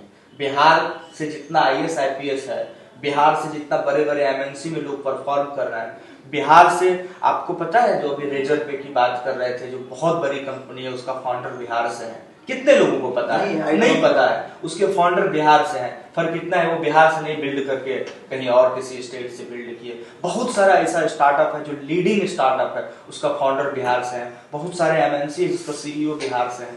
तो बिहार में प्रतिभा का कमी नहीं है, सिर्फ हम उसको प्रचारित नहीं किए। हम बार बार बोलते हैं जो हर आदमी के अंदर में दो ऊर्जा होता है, निगेटिव और पॉजिटिव। बिहार के लोगों का जो निगेटिव ऊर्जा है ना, उसको प्रमोट किया गया, पॉजिटिव ऊर्जा को प्रमोट नहीं किया गया। हमारे जो पॉजिटिविटी है बिहार की, उसको कोई नहीं प्रमोट कर रहा है, निगेटिविटी को प्रमोट कर रहा है। बाकी हम हमेशा ये रहते हैं जो हम अपने आप को पॉलिटिशियन पे छोड़ दिए हैं। सरकार चाहेगी तो ठीक होगा, सरकार नहीं चाहेगी तो नहीं ठीक होगा। सरकार के पास बहुत ज्यादा विजन नहीं है, स्पष्ट समझ लीजिए। सरकार के पास सरकार के जो माननीय सदस्य होते हैं, एक MLA प्रैक्टिकली बोलते हैं, उनके पास सिर्फ यही विजन होता है जो हम चुनाव कैसे जीते। फैक्ट यही है, हम चुनाव कैसे जीते, हमारे जात का कितना वोटर है, कैसे हम एक्वायर करें। उसके पास ये विजन नहीं है जो चुनाव जीतने के बाद आपकी दिन और दशा को कैसे बदल देंगे। वो आपको बदलना है, वो आपको सिर्फ एक पॉलिसी ला के देंगे, आप ऐसे करके अपने दिन को बदल सकते हैं। तो काम आपको ही करना पड़ेगा। लोग आता है कहता है अरे ये इतना दिन से हमारा ये विधायक है, ये मंत्री है, ये काम नहीं करते हैं, अपना पैसा कमाते धनी हो गए। अब हम यहाँ एक चीज बता रहे हैं, तो मान के चलिए वो कोई आदमी विधायक बना, 15 साल वो मेहनत किया, आपके पास जाके 15 साल प्रणाम किया, आपको 15 साल आपके चरणों में जाके गिरा, 15 साल आपका गाली सुना, 15 साल अपने जीवन का वो समर्पित किया, पैसा लगाया, 15 साल पैसा लगाया। अब 15 साल बाद अगर 5 साल के लिए उसको मौका मिल रहा है तो 15 साल का इन्वेस्टमेंट का भरपाई कहां से होगा? 15 साल जो हम टाइम बर्बाद किए उसका कहां से होगा? आप 5 दिन नहीं काम करिए, कोई अपना धंधा स्टार्ट किए, 6 दिन प्रॉफिट नहीं आता, तब धंधा बंद करके घर चल जाते हैं। लेकिन वो जो 15 साल इन्वेस्ट किया, तो साइकोलॉजिकल होना चाहिए, वो पैसा कमाएगा, कोई भी पैसा कमाएगा, तो उसमें हम उसको दोषी नहीं मानते। हम नहीं मानते प्रैक्टिकली दोषी, क्योंकि हम देखते हैं कि वो तो 15 साल लगाया है ना, वो 15 साल उसका इन्वेस्टमेंट है, हम क्यों लगने देते हैं 15 साल? अगर आपको लगता है ये आदमी अच्छा काम कर सकता है, अच्छा लीडर है, पढ़ा लिखा है, इसका जो मोटिव है बहुत अच्छा मोटिव है, इसके पास विजन है, तो ऐसे लोगों को चुन के भेजिए, कम समय में भेज दीजिए, उनका कम इन्वेस्टमेंट होगा तो कम पैसा कमाएंगे। लोग समझते नहीं है ना, यहाँ लोगों के मन में है कि नेता यानी दबंग, पैसा वाला, जो खूब पैसा खर्चा करे, जिसको जो बोले कि आज पार्टी चाहिए तो यहाँ ये काम है, वो काम है, वो करे, वही है यहाँ पर नेता। ऐसा नहीं है कि जैसे फॉरेन में होते हैं कि लोग अच्छे अच्छे कॉलेज से पढ़ते हैं, उनका विजन कुछ और होता है, लेकिन यहाँ पे क्या है, नेता यानी दबंगगिरी। अगर आपके पास दबंगगिरी नहीं है तो आप एक अच्छा नेता है ही नहीं। बहुत सारे व्यक्तिगत संबंध है, बहुत सारे ऐसे लीडर लोग हैं बिहार में जिनसे मेरा व्यक्तिगत संबंध है, उनके साथ जब बैठते हैं तो पता चलता है कुछ लोग ऐसे भी हैं पॉलिटिक्स में जिसके पास वास्तव में विजन है, लेकिन पब्लिक उसको काम करने नहीं देगी। अगर वो कोई चीज काम किया तो आप उसमें विरोध में चले जाएंगे, उसका मतलब पुतला दहन करेंगे। मतलब वही बात बार बार बोल रहे हैं, दो पक्ष होता है, एक पक्ष को आपका नीति अच्छा लगेगा, दूसरे पक्ष को आपका नीति अच्छा नहीं लगेगा। तो लोग बवंडर ना हो, बवाल ना हो, गाली नहीं मिले, इसके लिए लोग चाह के भी करना जो चीज करना चाहता है उससे पीछे हट जाता है, फिर जैसे है वैसे हम लोग छोड़ देते हैं। आज भी आपके यहाँ क्या इतना आप पढ़े लिखे हो गए हैं, अब हर घर से बच्चा लोग स्कूल जाता है, और उसके बावजूद भी आज हम वोट डालते हैं तो जात के नाम पे डालते हैं। हम अपने सोशल मीडिया के बायो में लिखे हुए जात एंटरप्रेन्योर गोत्र ढीठ बिहारी, ये क्यों लिखना पड़ा हमको? कुछ तो बात होगी ना उसके अंदर छुपा हुआ होगा जो हमको मजबूरी में लिखना पड़ा। जो हमारा जो जात है वो एंटरप्रेन्योर है, गोत्र ढीठ बिहारी है, तो ये इसलिए लिखना पड़ा क्योंकि यहाँ जातिवाद चरम पे है। आप पॉलिटिक्स में है जातिवाद होगा, धंधा में है जातिवाद होगा, आप कुछ अच्छा कर रहे हैं जातिवाद होगा, आप क्रिकेटर हैं जातिवाद होगा, अगर आप अपराधी, आपसे अपराध हो गया, आप किसी विशेष समुदाय से हैं तो वहां भी जातिवाद होगा, आप कुछ अच्छा काम कर दिए दूसरे जाति को अच्छा लगा वहां भी जाति, मतलब हर चीज में जाति। इन चीजों से ऊपर उठना होगा और ये युवा ही उठ सकता है। लेकिन युवा तो इन्वॉल्व है, किसमें इन्वॉल्व है? तो सोशल मीडिया पे कमेंट करने में। मैं उसका समर्थक हूँ, मैं उसका समर्थक हूँ, सरकार को ये नहीं करना चाहिए था, सरकार को वो नहीं करना युवा चाहिए। भी जाति खोजते हैं, युवा भी देखते हैं ना कि कोई आदमी सक्सेसफुल होता है तो उसका जाति खोज खोज के, अब जैसे ईशान किशन हाल फिलहाल में बहुत ज्यादा फेमस हुए वनडे में, जो भी, खैर मैं मैच उतना नहीं देखता हूँ, तो लोग उसमें जाति खोजते हैं, ईशान किशन फलना जाति के हैं, इस जाति को रिप्रेजेंट कर रहे हैं। यहाँ उनको ये नहीं देखना है कि देश को रिप्रेजेंट कर रहे हैं, उनको अपने जाति से मतलब है, उसके बाद बिहार से मतलब है, बिहार का है वही। थोड़ा सा अगर गलत, जब आप अच्छे चीजों का श्रेय ले रहे हैं तो बुरे चीजों का भी श्रेय आपको लेना पड़ेगा, लेकिन यहाँ पर वो चीज नहीं है। आप जातिवाद हैं, खोज रहे हैं जाति, तो आप उन लोगों को भी खोज के ऊपर उठाइए जो आपके जात के हैं और नीचे दबा हुआ है। उन लोगों को आप उठाइए, तब समझेंगे जो आपके अंदर वो भावना है अपनत्व वाला। नहीं तो अपनत्व वाला भावना नहीं है, थप्पा लगाने वाला भावना है। जो विनर है ना वो मेरे जात का है, जो लूजर है वो मेरे जात का नहीं है। आप दिखाइए जो लूजर है ना उसको उठा के विनर बना रहे हैं, तब समझेंगे जो आपके अंदर इमोशनल है, आप जात के प्रति इमोशन है, आप अपने समाज के प्रति कुछ करना चाहते नहीं। जब वो विनर बनेगा ना तो मेरे जात का है, ताकि ठप्पा लगे। फैक्ट यही है, बाकी किसी को कोई मतलब, कोई हम लोग साथ में बैठ के खाते हैं, हमारे ऑफिस में बहुत सारे जितने भी लोग हैं सब अलग अलग कास्ट के हैं, कभी किसी से हम लोग कास्ट नहीं पूछते हैं और सब किसी से नहीं पूछते, लेकिन बैठ के साथ में खाते हैं। आप कौन कास्ट है नहीं है कोई पता नहीं, बैठ के हम लोग खाते हैं। क्यों? क्योंकि कास्टिज्म से कुछ नहीं होने जाने वाला है, कुछ नहीं होने जाने वाला। 5 साल 7 साल 10 साल हम लोग 25 साल बिहार में एक मुख्यमंत्री को दिए, तो हमारा अपना ओपिनियन होता है हर 5 साल पे सरकार चेंज होना चाहिए, हर 5 साल पे आपका नेतृत्व करने वाला चेहरा चेंज होना चाहिए। क्योंकि जो नया लोग आएगा वो नया इनोवेशन करेगा, वो नए रूप में काम करेगा। इससे क्या होगा? विकसित होगा। आप अपने फैमिली को ही, आप अगर अपने फैमिली को ही डेवलप कर रहे हैं तो आप देखते होंगे तो आप बाल बच्चा सब अपने हाथ में ले लिया, हैंडल लिया घर, हम चलाएंगे पापा घर, हम इस चीज को ऐसे ऑर्गेनाइज करेंगे, कर रहा है। अच्छा, तो मौका हर आदमी को मिलना चाहिए। और हमको लगता है जो हम जितना समझते हैं, ज्यादा पढ़े लिखे तो है नहीं, प्रैक्टिकली ही हम बताएंगे, हम जितना समझते हैं 5-10 साल में सरकार बदलनी चाहिए। 5-10 साल में जो नेतृत्व करता है वो बदलनी चाहिए। 20 साल हम आपको दिए अपने जीवन का, 20 साल में आपने हमारे यहाँ क्या बदलाव लाया, हो सकता है उससे ज्यादा तेज बदलाव कोई और ला सकता है। मौका मिलना चाहिए, हर आदमी को मिलना चाहिए। हाँ, क्योंकि जब कंटिन्यू किसी पार्टी का सरकार बनता है तो उनके भी मन में कहीं ना कहीं ईगो आ जाता है कि जाएंगे कहाँ, आएंगे तो मेरे ही पास आएंगे। इसलिए भी मेरा भी यही मानना है कि हर एटलीस्ट 10 साल में होना ही चाहिए। जैसे अमेरिका में है ना कि 2 बार ही आप प्रेसिडेंट रह सकते हैं, चाहे आप कितना भी अच्छा हो गया, 4-4 साल का उनका कार्यकाल है, आप 2 साल ही रह सकते हैं। उसी तरह इंडिया में भी मुझे लगता है कि होना ही चाहिए कि बहुत सारे लोग हैं जो कंटिन्यू बनते जा रहे हैं, उनके अंदर विजन नहीं है, बस खींच तीर के ला रहे हैं। और लोग भी ऐसा है ना कि फलनवा बाबू को जिताएंगे, चिलनवा बाबू को जिताएंगे। अरे भाई, थोड़ा तो आप आने वाले भविष्य के बारे में सोचो। बाकी पॉलिटिक्स पे छोड़िए, पॉलिटिक्स पे हम लोग क्या सजेशन दे सकते हैं? राजनीति अलग, वो भी एक व्यापार है, मेरे ख्याल से वो भी एक व्यापार है। बाकी लोग उसको किस नजर से देखते हैं वो लोगों की भावना है, नजरिया है। दिलखुश जी, आज आप इतना पॉपुलर हो चुके हैं बिहार में, तो कभी ऐसा हुआ कि बिहार सरकार के तरफ से कोई प्रोत्साहन या अवार्ड आपको मिला हो, या बिहार सरकार के तरफ से आपको अपने बिजनेस को बढ़ाने में कोई मदद मिला है कभी? हाँ बिल्कुल, जिस समय हम आरएओ बनाए थे उस समय बिहार स्टार्टअप में हमारा सिलेक्शन भी हुआ था, कुछ सीड फंड भी मिला था गवर्नमेंट की तरफ से, और कई सारे ऐसा प्रोग्राम हुआ है जिसमें अवार्ड वगैरह मिला या सम्मान मिला। तो वैसे भी माइंड में हम कभी ये नहीं सोचे कि हमको गवर्नमेंट को बैसाखी बना के हमको इस बैतरणी नदी को पार करना है।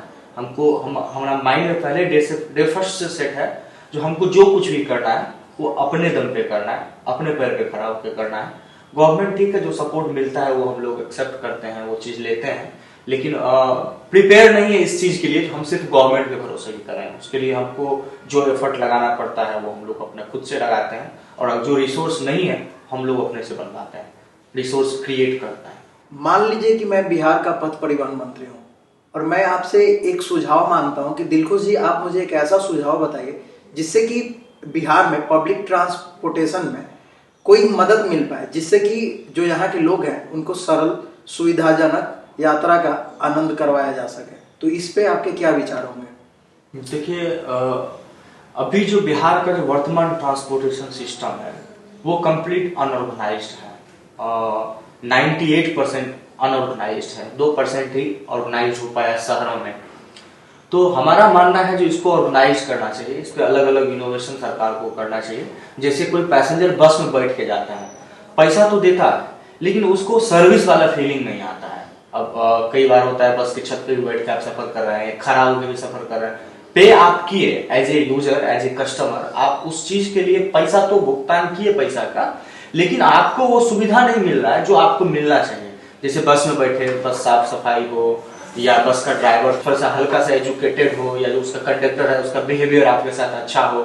हम लोग देखते हैं जो जहाँ कोई स्टेशन रहता है या बस स्टैंड रहता है वहाँ कोई ऑटो वाला है, वो पैसेंजर को खींच के बैठाता है, उसको मतलब धक्का मुक्की करता है, चलिए चलिए, गर्दन पे कभी हाथ दे देगा, वो उधर से खींचेगा, वो उधर से खींचेगा। तो इन सब चीजों को थोड़ा बदलने की जरूरत है। जो एग्रीगेटर काम करने के लिए आ रहा है या आने वाले समय जो एग्रीगेटर आएगा वो एग्रीगेटर ही इसको बदल सकता है। तो गवर्नमेंट को एग्रीगेटर को प्रमोट करना चाहिए। और हमारा मानना, जैसे हम लोग अभी काम कर रहे हैं, हम लोग वन वे कनेक्टिविटी पे काम कर रहे हैं, इससे 2 फायदा हो रहा है लोगों का। पहला चीज फायदा हो रहा है, जो देश का बहुत बड़ा मतलब 1.25 crore litre petrol diesel daily waste जा रहा है पूरे भारत में। ये वेस्ट इसलिए जा रहा है क्योंकि मान के चलिए कोई गाड़ी किसी पैसेंजर को लेके पटना से चला गया मुंगेर, अब मुंगेर से वो खाली आएगा पटना वापस, उसको आना ही है क्योंकि वो पटना का है। लेकिन मुंगेर में बहुत सारे ऐसे यूजर होंगे, बहुत सारे ग्राहक होंगे जिनको पटना आना है, तो वो लोग क्या करेंगे, नया गाड़ी बुक करेंगे, उनको डबल फेयर फिर देंगे जाने आने का गाड़ी वाले को। तो ऐसे में क्या हो रहा है, जो एक गाड़ी खाली आ रही है और एक गाड़ी नया रिसोर्स क्रिएट करके यूजर आ रहा है, तो इसमें क्या हो रहा है, एक गाड़ी का फ्यूल वेस्ट जा रहा है, दूसरा गाड़ी का वापसी में फ्यूल वेस्ट जाएगा, मतलब डबल फ्यूल वेस्ट जा रहा है। तो अगर हम ये डेटा कैलकुलेट कर लें जो कौन सी गाड़ी खाली आने वाली है और यूजर को ये बता रहे हैं जो ये गाड़ी आपके रूट पे खाली जाने वाली है, इसको आप बुक कर लीजिए इस टाइम में, आप अपने टाइम के अकॉर्डिंग, तो उसमें क्या होगा, जो सड़क पे ट्रैफिक का कमी आ गया कि 2 गाड़ी आना था, एक खाली और एक यूजर को लेके, ट्रैफिक का कमी आया, जो फ्यूल वेस्ट जाने वाला था वो यूज हो गया, उसका उपयोग हो गया, पॉल्यूशन में कमी आया, मतलब बहुत तरह का फायदा हुआ। कस्टमर को भी बेनिफिट हो गया, जहां उसको 1000 लगना था वहां 600 700 600 500 400 उसमें काम उनका निकल गया।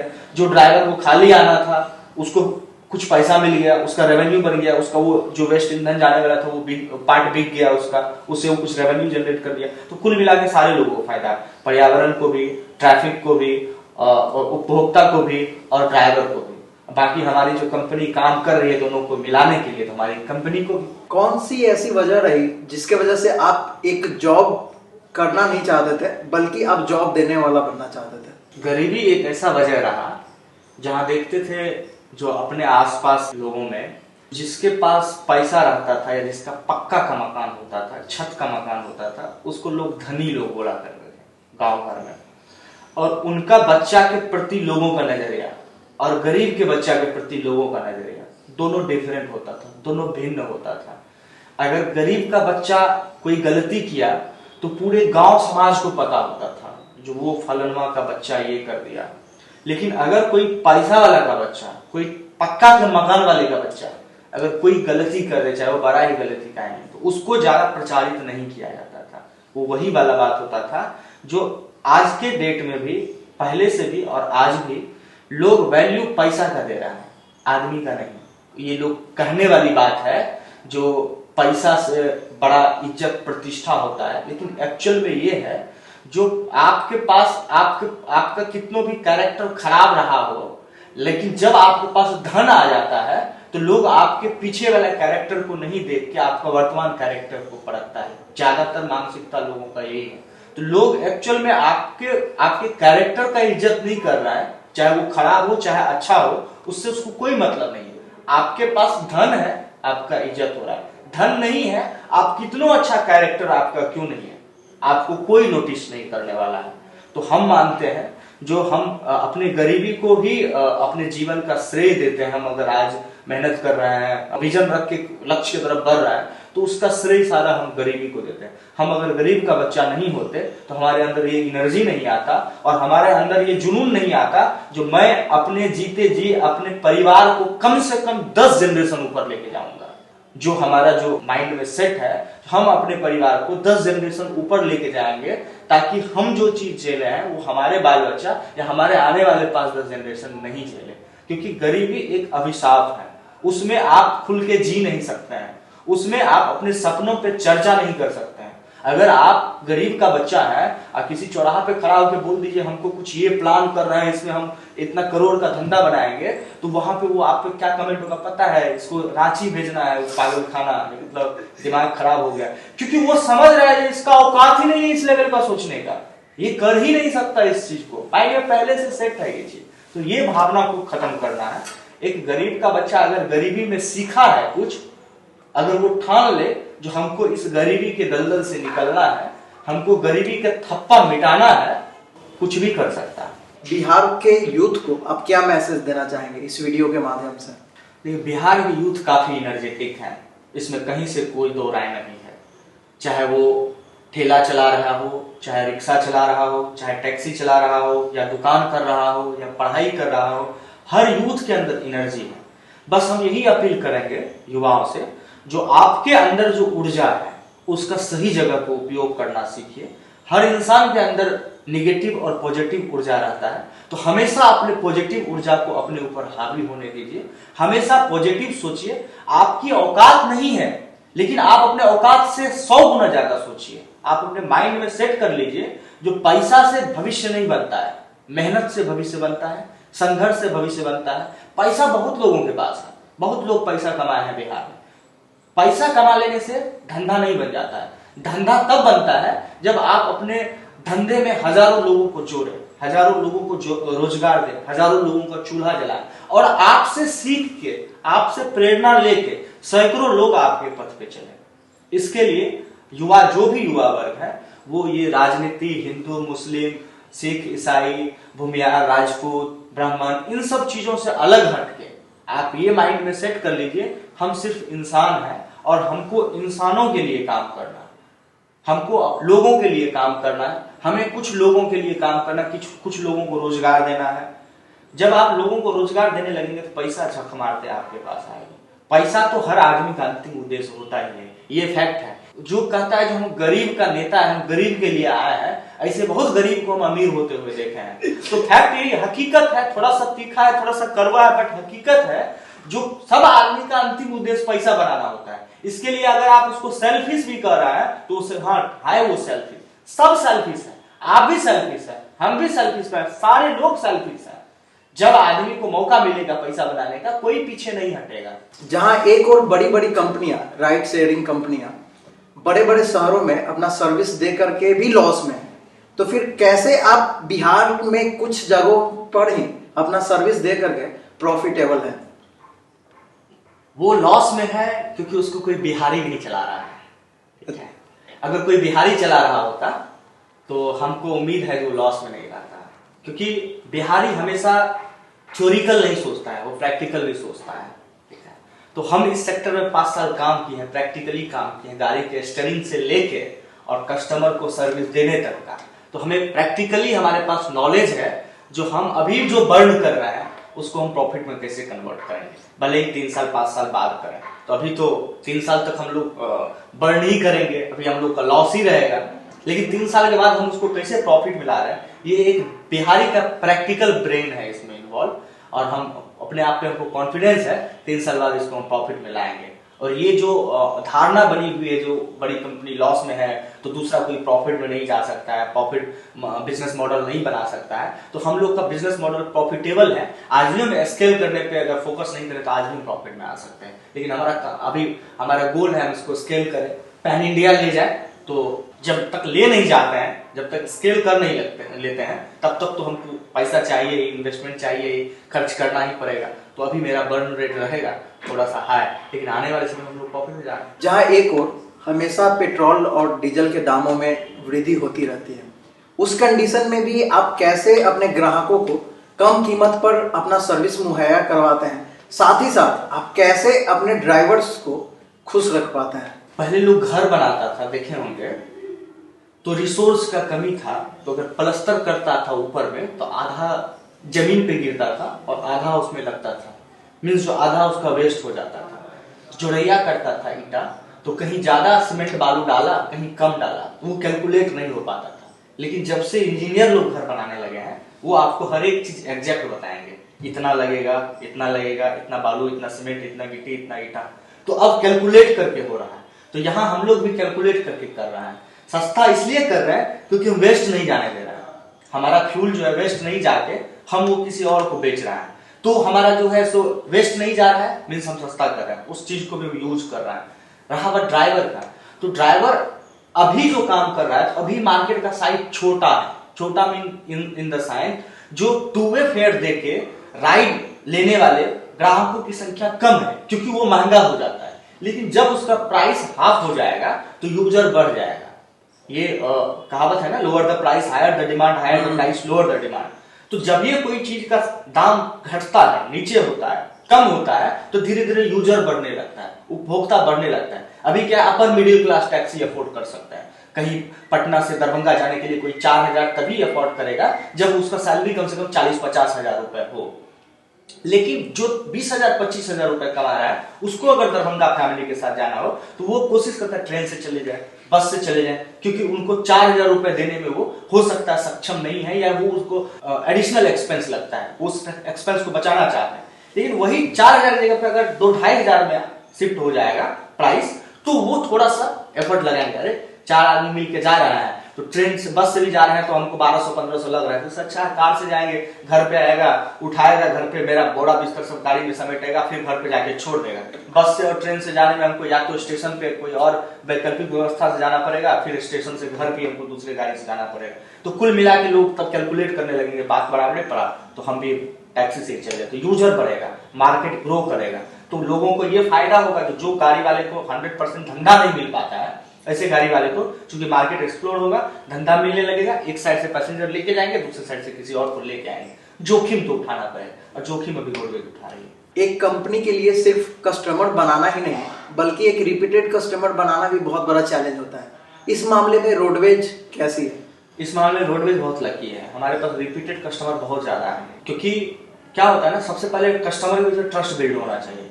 जैसे मान लीजिए हम आउट स्टेशन राइड देते हैं, तो आउट स्टेशन राइड जनरली 95% 98% लोग एक दिन पहले प्लान कर लेते हैं, ठीक है। लेकिन मार्केट में जो रिसोर्स है वो या तो कंप्लीट टेक्नोलॉजी है या टेलीफोनिक है, तो ही ऑप्शन है, टेलीफोनिक या टेक्नोलॉजी। तो जो भी टेलीफोनिक और टेक्नोलॉजी है वो 2 वे चार्ज कर रहा है। तो हमारे यहाँ प्लस पॉइंट ये है कि हम 1 वे चार्ज कर रहे हैं। 1 वे चार्ज करने के अलावे हम जो फीचर्स दे रहे हैं कस्टमर को, जो हमारे टेक्नोलॉजी पे आके जो बुक करते हैं, तो बुकिंग होने से लेके जब तक वो डेस्टिनेशन में नहीं पहुंचेंगे तब तक हमारा एक एग्जीक्यूटिव कस्टमर को असिस्ट करता है, उनके साथ कनेक्ट रहता है। उनको जो कोई प्रॉब्लम हो, रास्ते में गाड़ी में पहुंचा, टाइम पे नहीं पहुंचा, ये पूछते हैं, गाड़ी साफ है या नहीं है वो पूछते हैं।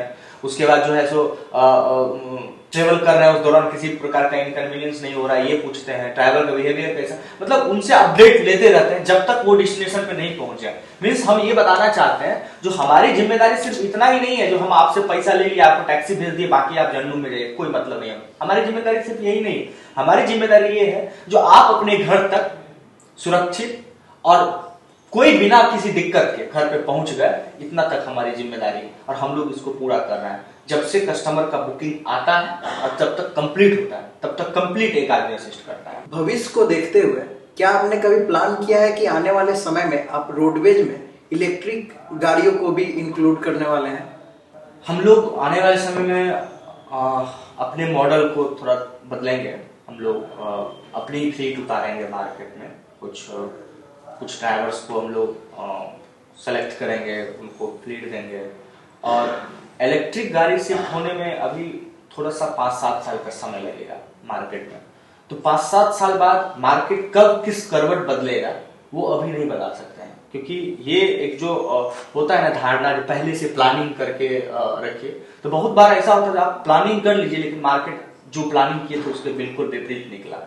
तो इलेक्ट्रिक गाड़ी जो आ रही है मार्केट में, पहले ये देखना है जो कितने लोग उसको अफोर्ड कर पाएंगे, कितने लोग खरीद पाएंगे, क्योंकि कमर्शियल यूज करने के लिए इन्वेस्टमेंट अभी उसका ज्यादा है उस गाड़ी का। तो जब इन्वेस्टमेंट ज्यादा होगा तो जाहिर सी बात है जो खर्च भी ज्यादा आएगा, लोग मुनाफा भी ज्यादा कमाना चाहेगा। तो लेकिन हम लोग को ज्यादा बूस्ट अप देगा सीएनजी, क्योंकि जो गाड़ी होता है ना वो टैक्सी में वो 7-8 लाख की गाड़ियां स्विफ्ट डिजायर वगैरह यूज हो जाता है। तो एक छोटा सा गाड़ी का 7-8 लाख का इन्वेस्टमेंट होता है, और सीएनजी पे अगर गाड़ी चले तो जिसका गाड़ी है वो ड्राइवर महीने का 30-35 हज़ार रुपया कमा ले, वो उसका आराम से निकल जाता है। तो 7-8 लाख रुपया लगा के 30-35 लाख कमाना तो ठीक है, लेकिन वही 15 लाख 14 लाख लगा के कोई 30-35 हज़ार 40 हज़ार कमाएगा, वो थोड़ा हो जाता है। तो अभी हम लोग उस पर सोच रहे हैं, अभी कुछ ऐसा परफेक्ट प्लानिंग हम लोग नहीं किए हैं, वो मार्केट को देखते हुए करेंगे। क्योंकि जब हम लोग अपना मॉडल में अपना गाड़ी में जाएंगे, क्योंकि हम लोगों को बैकअप रखना पड़ेगा। बहुत बार ऐसा होगा मार्केट में गाड़ी राइड डिनाई कर दिया, लेकिन हमारी कमिटमेंट है जो हम राइड कंफर्म करेंगे, तो ड्राइवर डिनाई किया भी तो हम कहीं से, हम भले ही आपसे 2000 ही ले रहे हैं, हमको 5000 में गाड़ी करके देना पड़े तो हम 5000 करके आपको उसी मार्केट से रिसोर्स से यूज करके हम आपको गाड़ी देंगे, वो हमारी प्रॉब्लम है। तो उन सब चीजों को, उन सब चैलेंज से निपटने के लिए हम लोग कुछ अपना व्हीकल रखेंगे जो कभी किसी भी स्थिति में अगर कोई डिनाई कर देता है, कोई ड्राइवर बीमार हो गया, दुर्घटना हो गया, किसी भी प्रकार का डिनाई का कोई भी कारण हो सकता है, ब्रेक डाउन हो गई गाड़ी, तो ऐसे कंडीशन में बैकअप रखें और वो अपना बैकअप यूज कराएं। अभी कितने स्टेट में रोडवेज अपना सर्विस दे रही है, साथ ही रोडवेज में अभी कितने एम्प्लॉय हैं, और अगर आप बताना चाहें तो रोडवेज का भी टर्नओवर क्या है? अभी टर्नओवर क्या, अभी तो 6 महीना रोडवेज को हुआ है। हम लोग अभी 4 करोड़ के वैल्यू पे हम लोग फंड रेज कर रहे हैं। उसके बाद 13 लोगों की हमारी टीम है जो ऑफिस से और मार्केट में वर्क करती है। लगभग 32-3300 का टैक्सी नेटवर्क हम लोग बनाए हैं, जो अलग अलग जिला, अलग अलग गांव, अलग अलग प्रखंड में है। तो उन लोगों को हम लोग कन्विंस करके हम लोग कनेक्ट कर रहे हैं लोगों के साथ। हम लोग का अगला टारगेट है जो हम लोग पूरे बिहार में 30,000 टैक्सी का नेटवर्क बिल्ड करें, और आने वाले 6 महीना में लगभग 200-250 लोगों को एक जिला से दूसरे जिला कनेक्टिविटी बना के उनका पैसा बचाएं। और हमारा जो अभी का रेशियो है उसमें ये है, लोगों का एवरेज हम 1500 रुपये बचा रहे हैं एक आदमी का। तो धीरे धीरे धीरे धीरे, बोले ना, एक दिन में नहीं बनता है। लोगों को लगता है जो बहुत आसान है, इजी है, बहुत पैसा लेके आएंगे रातों रात ब्रांड बना लेंगे, नहीं। सिर्फ पैसा से ब्रांड नहीं बनता है, उसके लिए आपको कस्टमर के साथ लॉयल होकर काम भी करना पड़ेगा, उसके लिए आपको मेहनत करना पड़ेगा, जागना पड़ेगा, एक एक एरर को निकाल के सॉल्व करना पड़ेगा।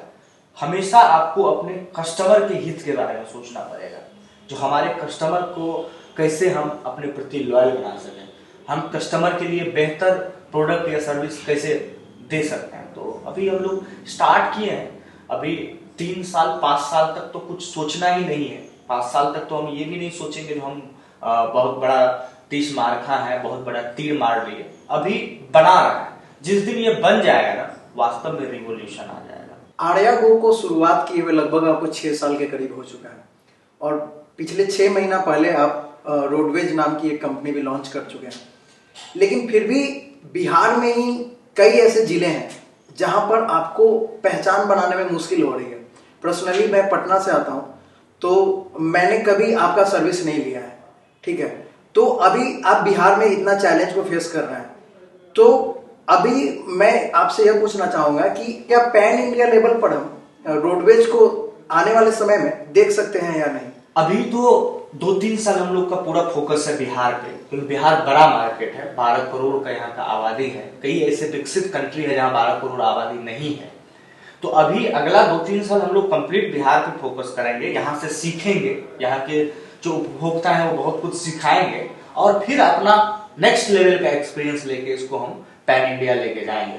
तब तक थोड़ा सा आकार भी हमारी बड़ी हो जाएगी, हम थोड़ा सा कैपिटल भी हमारा कंपनी का बन जाएगा, बहुत सारे बड़े बड़े निवेशक का ट्रस्ट भी बिल्ड हो जाएगा, और उसके बाद फिर उसको हम पैन इंडिया लेवल पे ले जाएंगे। उसको चाहे उत्तर प्रदेश में लॉन्च करें, झारखंड में लॉन्च करें, मतलब इसको ले जाना है हमको पैन इंडिया लेवल पे, लेकिन समय लगेगा। अब वो समय हो सकता है 3 साल बाद अगर बिहार से बाहर निकल के जर्नी स्टार्ट करे तो पैन इंडिया जाने में 10 साल लग जाए, 12 साल लग जाए, 15 साल लग जाए। मेरे पास पेशेंस है, क्योंकि हमको भगवान सपना में आके बोले हैं तुमको तब तक मरने नहीं देंगे जब तक तुम ये नहीं बोल देगा कि हम अपने डेस्टिनेशन पे पहुंच चुके हैं। जब तक तोड़ेंगे नहीं तब तक छोड़ेंगे नहीं। इसलिए समय है हमारे पास, पेशेंस भी है हमारे पास, हम समय देंगे। 10 साल लगे, 15 साल लगे, हम इसको पैन इंडिया ले जाएंगे। आप एक राइड शेयरिंग बिजनेसमैन हैं। राइड शेयरिंग कंपनियां स्टार्टिंग में अपने जो कस्टमर्स हैं उनको लुभावने ऑफर्स देती थी, कम प्राइस पर राइड शेयरिंग वगैरह। लेकिन अब क्या है कि अब उनको कस्टमर को प्रॉब्लम फेस करना पड़ रहा है। प्रॉब्लम क्या है कि हम कैब बुक करते हैं, ठीक है, प्राइस उस टाइम कुछ और दिखता है और जब राइड कंप्लीट हो जाता है तो प्राइस चेंज हो जाता है। दूसरा क्या है कि जब हम कोई कैब बुक करते हैं तो पहले क्या होता था कि हमें बहुत जल्दी मिल जाता था कैब, लेकिन अब क्या होता है कि कैब हम बुक करते हैं तो ड्राइवर्स उसे कैंसिल कर देते हैं। कई बार तो ऐसा होता है, पर्सनली मैं एक्सपीरियंस कर चुका हूँ कि ड्राइवर्स आपसे पूछते हैं कि भैया आपको कहाँ जाना है, आप बताते हैं, उसके बाद वो बिना कहे आपका राइड कैंसिल कर देते हैं। तो लोग जो है इन चीजों से थक गए हैं। तो आप कैसे इन सब चीजों से अपने कंपनी को बचाने में सफल रहे हैं? हमारा मॉडल ही अलग है, चूंकि हम आउट स्टेशन राइड देते हैं, इसमें ड्राइवर को 100% राइड हम लोग राइट ही नहीं दिए हैं वो राइड डिनाई कर सके। वो डिनाई हम ही को कर सकता है, कस्टमर असाइन होने के बाद डिनाई नहीं कर सकता है। तो हमारा जो टीम है, हमारा जो वर्क हो रहा है, कस्टमर जब बुकिंग करते हैं उस समय ड्राइवर तो बाद में असाइन होगा जब उनको हम कंफर्म करेंगे राइड, पहले कैप्टन असाइन होता है। वो कैप्टन का काम होता है कस्टमर के साथ कनेक्ट होके कस्टमर के रिक्वायरमेंट को समझना, जो एक्चुअल में वास्तव में जहां के लिए बुक किया वही जाना है और कहीं और जाना है। तो जहां के लिए कस्टमर बुक करते हैं, जहां जाना होता है, उसका एक्चुअल फेयर हमारा एप्लीकेशन पे दिखा देता है। अब अगर जो एप्लीकेशन के अलावा कोई ऐसा जगह वो सर्च कर रहे हैं जो नहीं उनको मिल रहा है, तो बोलते हैं भाई 5 किलोमीटर आगे जाना, उनको जो फेयर बताया जाता है एग्जैक्ट फेयर वही आता है अगर कस्टमर उसी डेस्टिनेशन पर पहुंचे तो। पहला चीज।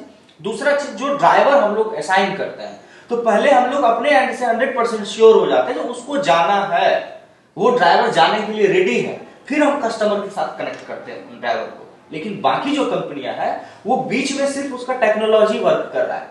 कस्टमर गए, सर्च किए, ड्राइवर असाइन हुआ, अब ड्राइवर और कस्टमर आपस में कम्युनिकेट करेंगे। हाँ भैया रोड खराब है, हम उधर नहीं जाएंगे, कैंसिल कर दीजिए। हाँ भैया कैश करेंगे या ऑनलाइन करेंगे, तो ऑनलाइन करेंगे, नहीं कैंसिल कर दीजिए। तो ये कस्टमर को फेस नहीं करना पड़े, इसके लिए पहले हम डील करते हैं कस्टमर के साथ भी और ड्राइवर के साथ भी। जब हमारी डील 100% डन हो जाती है फिर हम कस्टमर को कनेक्ट करते हैं, क्योंकि मेरा आउट स्टेशन राइड है, राइड पहले ही शेड्यूल होता है, पहले ही राइड कंफर्म हो जाता है, पहले ये चीज तय कर लिया जाता है। तो इन कस्टमर के पास ये गाड़ी जाएगी, ये कनेक्ट हो रही, उस कस्टमर के पास वो गाड़ी जाएगी, वो कनेक्ट हो रही। अब उसमें कोई ड्राइवर अचानक बीमार पड़ गया या उसका राइड डिनाई हो गया, गाड़ी लेट हो गया, ट्रैफिक में फंस गया, ब्रेक डाउन हो गया, तो कभी कभी होता है आधा घंटा 1 घंटा ऊपर नीचे हो जाता है, क्योंकि मैकेनिकल चीज है। लेकिन किसी भी स्थिति में राइड कंप्लीट जरूर कराते हैं। अगर कोई गाड़ी ब्रेक डाउन हो गई, उस कंडीशन पे ये जो नेटवर्क हम बिल्ड किए हैं, तो 1 वे में वो नहीं जाएगा गाड़ी वाला, 2 वे में तो जाएगा ना। हम अपने कस्टमर से 1 वे चार्ज करते हैं, लेकिन गाड़ी वाले को 2 वे देते हैं, वहां हमारा बर्न चला जाता है, हम लोग खर्च करते हैं, ताकि ग्राहक का भरोसा हमारे ऊपर बना हुआ है। आज हम लॉस में हैं, एक्स्ट्रा दिए हैं, कल हम कमा लेंगे। धंधा ऐसे ही चलता है। सही बात है। और ये जो है पहले प्राइस कुछ और दिखाना और बाद में कुछ और हो जाना, ये नहीं है रोडवेज में। रोडवेज में जो फेयर दिखा रहा है, जो डेस्टिनेशन आप सेलेक्ट किए, क्योंकि इसमें टाइम चार्ज वगैरह नहीं है।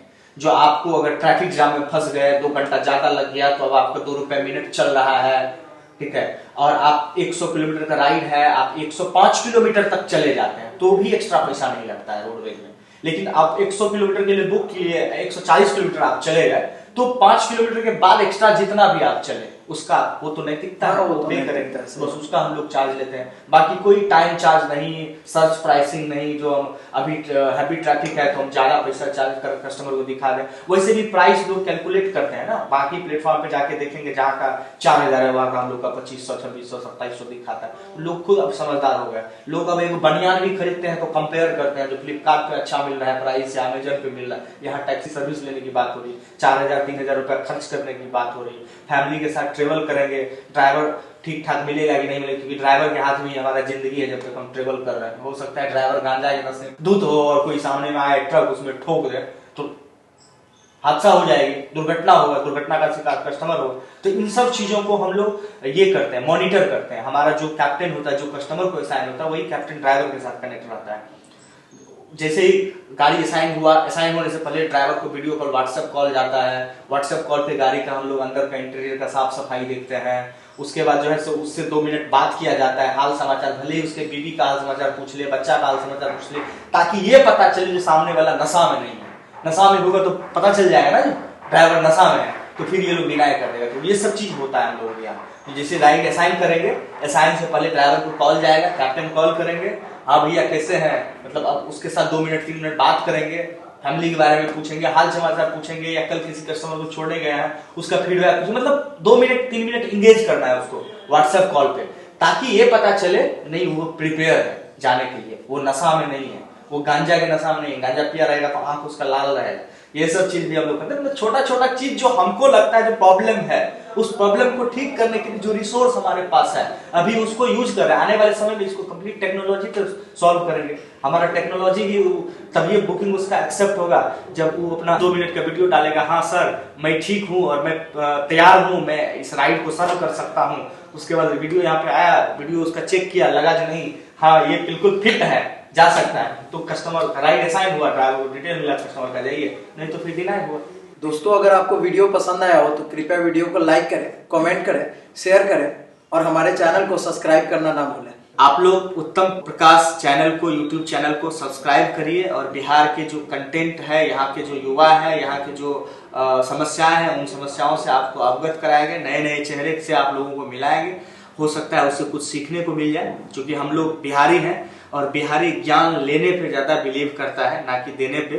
तो हम लोग हमेशा जहां से मिले मौका वहां से ज्ञान समेटे। तो बहुत सारा ऐसा चैनल है, उसमें ये भी है, इनका भी सब्सक्राइब कीजिए और इनसे सीखने को जो मिलता है वो फ्री में सीख लीजिए। बहुत बहुत धन्यवाद दिलखुश जी कि आप मेरे चैनल पर आए और आप हमसे बात किए। मुझे उम्मीद है कि मेरे जो ऑडियंस है उनको जरूर कुछ ना कुछ आपसे सीखने को मिला होगा। बिल्कुल, और ये मेरा भाग्य होगा जो हमसे किसी को कुछ सीखने के लिए मिले। ठीक है, धन्यवाद सर।